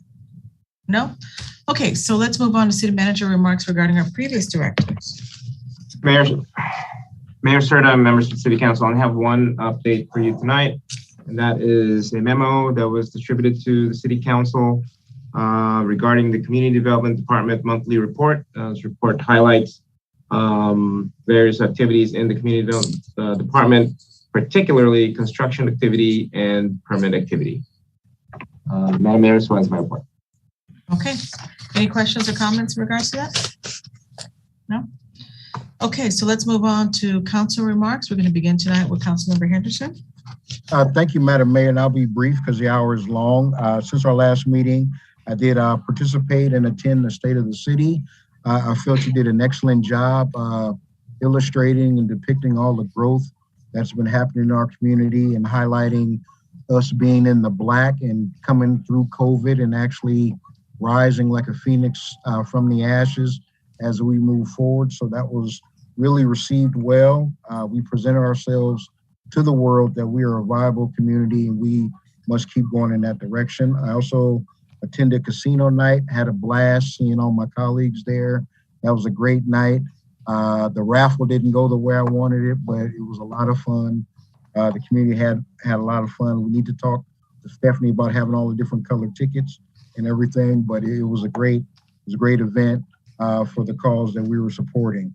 I also attended an event with Southern California Edison in regards to electric vehicles and how they can actually assist us in our projects if we move forward with adding electric vehicle stations in some of our projects and parking lots and different things like that. Mr. City Manager, I can definitely give you and Mr. Rigg more detail on that. I attended my Sentinel Youth Services meeting, my AQMD meeting this weekend. I participated in the Gardena basketball event. It was a great event, having a free throw contest against Mayor Pro Tem Tanaka and Councilwoman Francis. They're dead eye from the free throw line and everything. So that was a lot of fun. Good to see our community out and our PD grilling out some burgers and dogs. It was a lot of fun. I do have one beef about that. They bought Pepsi instead of Coca-Cola, but that's okay. I'll get over that. But it was a great event. See the chief out there and Parks and Rec doing things for our community. And it was just good to see the park just packed, baseball happening and everything. It was a good time. I also today participated in a brownfield remediation discussion with some folks at the Fed level and another group at the state level to kind of look at some of the things, other resources that are available as we look to tackle our brownfields within our community. I did my BizFed executive board meeting as the past president of ICA. So a lot of things the business community is pushing forward. So we got to make sure we're working in concert with our business community. And I also attended at Raleigh Park, Love is in Need, a love event. It was the first event. We want to thank Commissioner LaWanda Stanton for bringing the community out and just talk about love. I think our community exhibits what love is as we try to promote and support one another. So, Madam Mayor, so ends my report. Okay, thank you. Next up is Councilwoman Francis. Thank you, Madam Mayor. Since our last meeting, I also attended the State of City, and it was a great event. And when you look at all as Madam Mayor listed all the projects that we've approved, it reminds us that we're doing pretty good as a city. We're on the move. And also, it was just great seeing everybody out for a change. I had some of those places I hadn't seen in almost 2 years, and so I was running around I come in like it's like homecoming. I get to see everybody again. So for that reason, if for nothing else, it was a great event. And thank you, Director Santine and Parks and Rec and all those that worked to put the whole project together, the whole evening together. It was great. I also attended casino night, attended March Madness over at Masukai Park. I think how many hoops did I hit, Councilmember Henderson? I see you bought like 8 or 9. You were dead eye from the free throw line. You were a killer. Thank you very much. I appreciate that. And also attended the Love is in Need of Love celebration. And that was also a very nice event. And thank you, Commissioner LaWanda Strawn. Is that correct to pronounce her name? Stanton for putting that event together. And also, as we come to the end of Women's History Month, let us remember all the contributions that women have made to our world, because after all, it has been said that the hand that rocks the cradle rules the world. And as we are coming out of this pandemic, I just want you to remember to keep doing what you're doing. I think we're winning this thing. We're going to be okay. And just to remind you, better days are ahead. Thank you and good night. Okay. Madam Mayor, one thing real quick. I just want to thank the council for supporting each other and putting up the public GIS tool. We want to thank staff for that. It's an outstanding tool we have on our website that really helps folks really navigate our city and different things like that. So I want to thank my colleagues and that for having some vision and getting that up there. We all should be proud of that. Okay, thank you. Okay, and next is Mayor Pro Tem Tanaka. Thank you, Madam Mayor. So since our last, I've attended the COGS Legislative Committee subcommittee, and I've also attended the COGS representative of the Blue Ribbon Commission on Homelessness. That is a discussion right now that is trying to figure out a way to combat homelessness. Homelessness is not ever going to go away. It's always going to be with us. But we're trying to put some type of a little barrier on it to help those that are out there suffering because of homelessness. Quite an interesting panel from City of Los Angeles. Also attended the state of the city. And Madam Mayor, I've already told everybody that I have never been so proud of our mayor and all the things that you brought to the table that night, and showcased the 5 years that we've all been together, and the last few with Paulette joining us, and the things that we have accomplished, the things that we have brought to this city that we would probably have never have seen. And I will continue to call this the gem of the South Bay, because there is nobody like us in the South Bay. So thank you for leading us. It was a really great event, and thank you, Stephanie, and your staff for putting that on, because there were a lot of dignitaries that saw what we are and what we do. Poker night was fun. Stephanie and those guys did a great job on poker night. And I think the city manager made out with all my chips because I had to leave the event a little early. But thank you for staff. Thank you for staff doing that.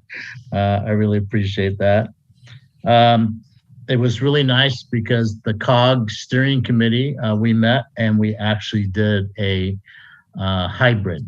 And I went to the new COG office, which is in Torrance, and it was so nice to see some of my colleagues throughout the South Bay actually in person, and it was a lively meeting. It was really good. So we really thank the COG for doing that.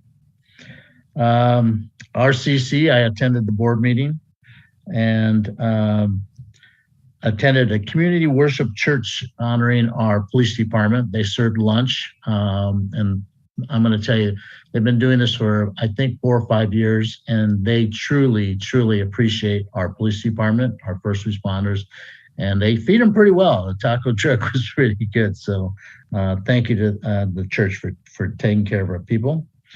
Rec Park, Mark Magis, we couldn't beat Paulette, but, you know, Councilman Henderson and I tried.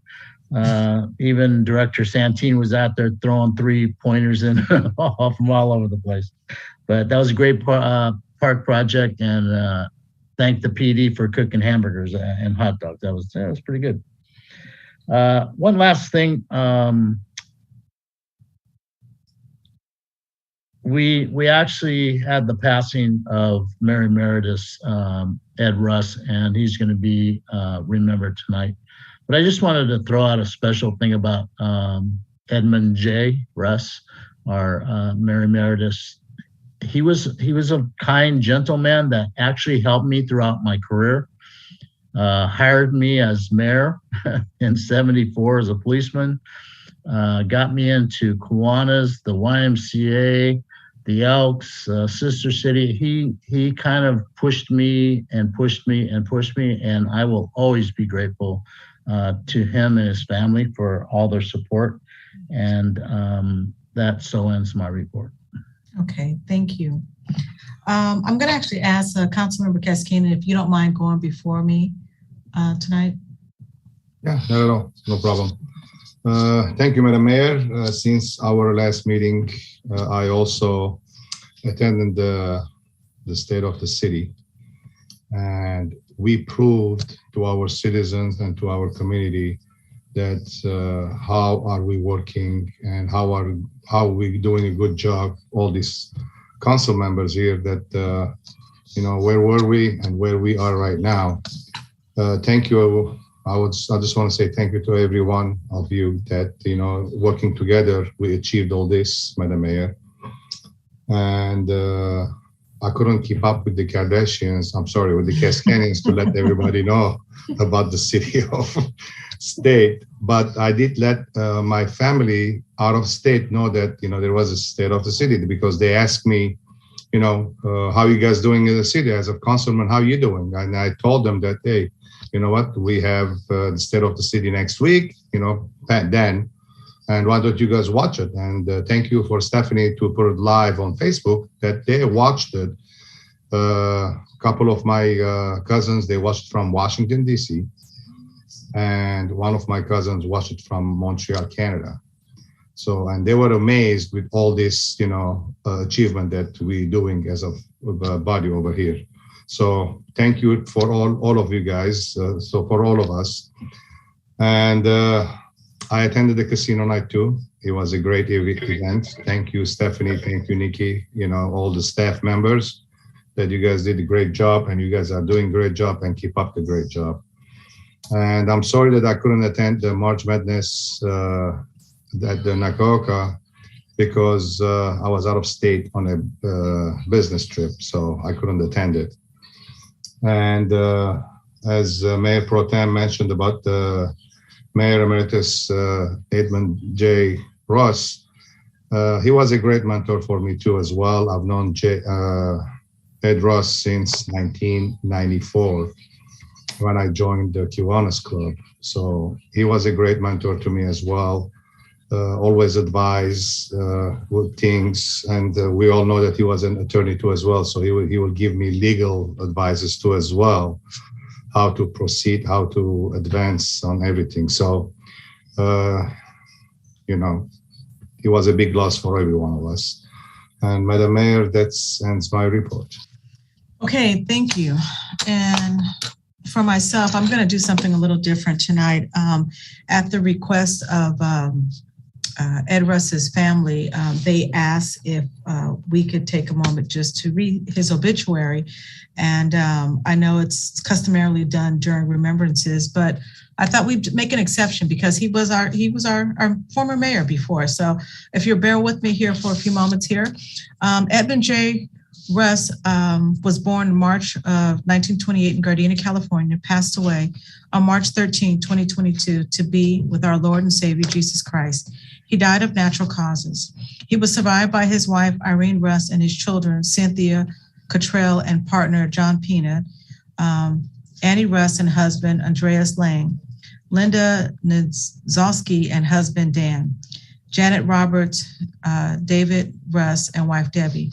He has 7 grandchildren, Brian Grosh and his wife, Vivian Ramos Grosh, Michelle Hemingway and her husband, Jerry, Michael Cottrell, Michelle Cloud, and her husband, Eric, Paul Wisecaver, Carl Wisecaver, and wife, Brandy, Josh Bedencourt and wife, Jill, 5 great-grandchildren, Jax Cloud, Gemma Wisecav, Ryan Miles, Alyssa Miles, and Sophia Bedencourt.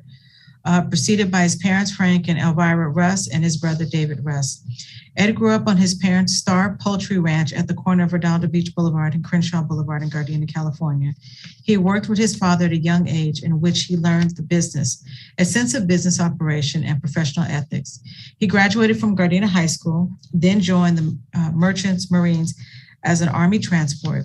He attended El Camino College and received his law degree from UCLA in 1954. Ed met his wife, Irene Reuter, from Redondo Beach at El Camino when they sat next to each other in a law class. They married a year later at the First Methodist Church in Redondo Beach.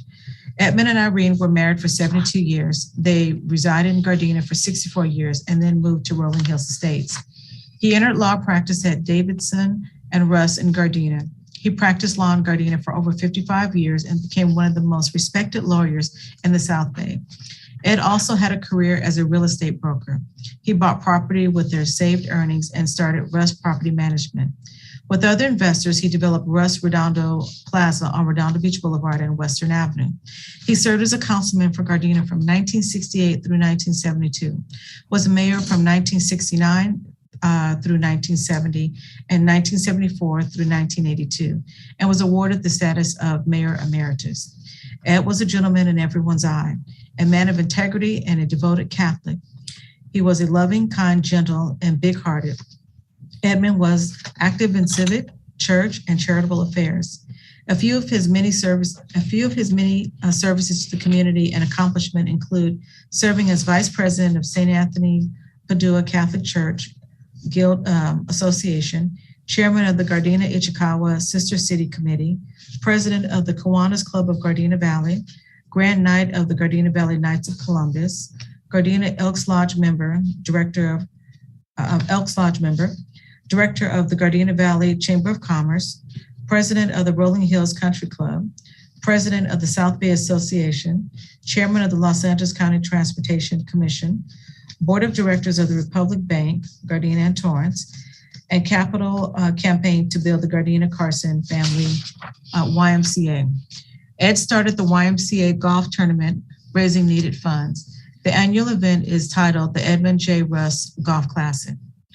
Awards include Young Man of the Year in 1960 by the Gardena Valley Chamber of Commerce, Golden Book Award of Distinguished Service Awards 1991, Metropolitan YMCA Award, Gardena Carson YMCA Golden Triangle Award for Distinguished Service in 1991, Kiwanis Club of Gardena Valley Man of the Decade, YMCA Valor Taylor Award, El Camino College Honors Distinguished Alumni 1997, and 2005 Citizen of the Year. The Edmund J. Russ interchange was dedicated and named after him for the connection of the 91 and the 110 freeways. He loved spending time with his family. He traveled around the United States in their camper and had a trailer in Palm Springs, and later vacationed in Lahaina, Maui. He taught his children to snorkel and appreciated his love of the visiting humpback whales, sea life, and the Hawaiian culture. He took the family to Dodger, UCLA, and Raiders sports games, was a jogger, and participated in the 10Ks, and enjoyed golf, traveling, and family reunions. And just of note here, there will be a rosary at Lighthouse McMillan Mortuary, which is off of 164th Street in Gardena, on this coming Thursday, March 24th at 5 p.m. Celebration of Life will be held on March 25th at 11 a.m. at St. Margaret's Mary Catholic Church in Lameda. The funeral also will be available via Zoom for those interested. They can find a link at https://lafunerals.com/obits. And then afterwards, a reception will be at the San Pedro Elks Lodge between 1:30 and 4 p.m. Please note, Black attire, tropical, or floral attire is preferred. If you'd like to share any memories, messages, or stories, or testimonials, or condolences, please send them to inmemoryofed2022@gmail.com. And you may send correspondence to the Irene Russ P.O. Box 2061, Gardena, California, as an expression of sympathy. In lieu of flowers, memorial contributions can be made to the Gardena Carson YMCA in his loving memory, and make it attention Ed Russ Memorial Gifts. If you have money or checks to donate, you can mail them to 1000 Artesia Boulevard, Gardena, California 90248, or visit the Gardena Carson YMCA website to donate online. The legacy that Ed has left behind on this earth is broad and far-reaching. His children have been strongly influenced by his work ethic, his generosity, his love of life, and his compassion. His family is proud of the legacy he leaves behind and the life that was well lived. Also, I believe we have a couple of his family members who requested if they could say something as well. So I'm just going to yield some of my time during my remarks to them. You can go ahead now. We can go ahead and unmute them. You can go ahead, Josh. I just want to say thank you to Mayor and your office for tonight, all the council members, as well as the city manager and your office for helping this get on the schedule. The family is very appreciative, and the kind words are really nice to hear. I hope to see you guys at the funeral services and reception. Be honored to have you there and remembering him. So thank you for tonight, guys. I appreciate it. Thank you. Jeanette, did you like to say anything?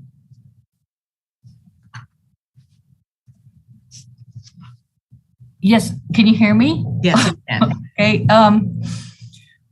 My dad's been a godsend to the community. He's been a blessing to most of you. You've had encounters with him, and I appreciate you honoring him tonight. It's a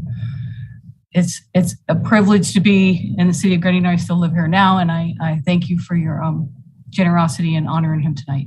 Thank you. Right, thank you. Okay, and with that being said, I'm just going to jump back really quickly to my council remarks. I'm going to go very quickly. Since the last council meeting, I attended the KIP Generations Welcome Party, and it was very nicely done. And so I just want to officially welcome KIP to the city of Gardena. Also, since the last council meeting, I attended my monthly CCGA meeting, my sanitation meeting, as well as our finance meeting that we had on last week. Also last week, I attended the community worship church as they had their police and fire luncheon where they recognized first responders for all their work. And just want to send a special thank you to that church as I know Mayor Pro Tem went by there earlier, but they were so happy and excited just to be able to do this for our first responders. So just a special thank you to them. I also attended on last Saturday the Koi show, as well as the Koi Awards dinner. And the group as a whole just wants to thank the city of Gardena just for being able to even have the show here every year. And I don't know if you guys know it, but this is the first city outside of Japan that even started doing these shows. So it's a really big deal to them. And in past years, we've actually had judges come from Japan to judge the show. So it was a really great turnout. I came on Saturday, and the awards banquet that they had, they went on and on about how grateful they were that the city of Gardena hosts the show, and they hope that they can continue doing it. Also on this past Sunday, I apologize for missing the March Madness, but one of our residents, Ms. Kimberly Hatton, who would usually come to our city council meetings and give a report on how Sarah High School is doing in all their different academic and sports and things. She had a retirement event this past Sunday, which was out in Aliso Viejo. And so I wasn't able to be in two places at one time, but I was very happy to be there representing the city of Gardena and wishing her a very happy retirement after 30 something years and working for AT&T, as well as all the great things she did in serving our community. So I saw on social media, everybody had a blast at March Madness. So happy you guys all got a chance to go there. And then just lastly, just want to mention the state of the city. I am so happy that everybody enjoyed it. It was great to be able to just talk about all the great accomplishments that we as a city council, as a team have done, because, you know, like I said in the beginning, one person alone can't do it. So this is just my way of saying thank you to everybody, because that state of the city was about all of us. Our city council, our employees, our community, all of our partners, and so on. And that's, in my opinion, what made it really great. I want to send a special thank you to the Parks and Rec staff. Those guys are amazing. I've actually come a few times to see them set up early in the morning and to watch how they put things together, the events, and just make magic happen here is awesome. So a special thank you to them, to Stephanie for all that they did. And what was even more exciting is watching them break it down that night, and that next morning, they were just setting everything up for casino night. And it was like two different places you were at. So they're a pretty awesome team. They do some really great things.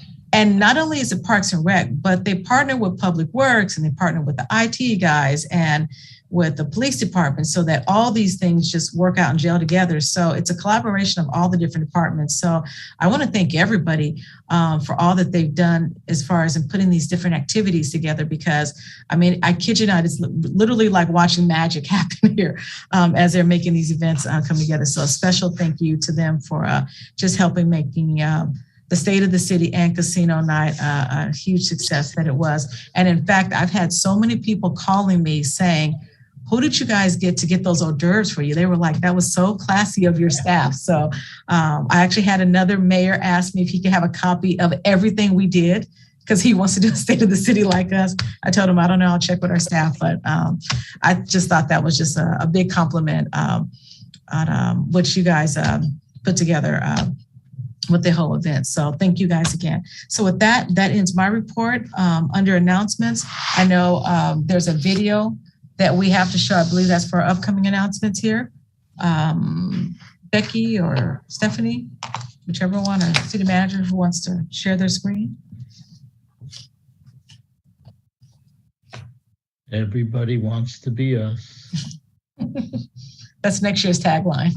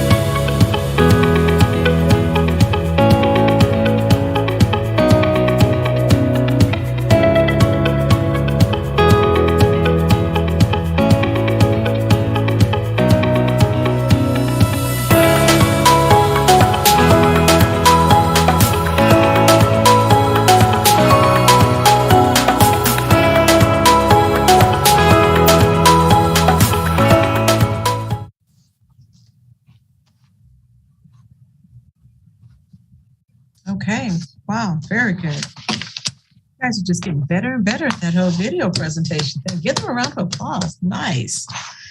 Okay, last couple of announcements here.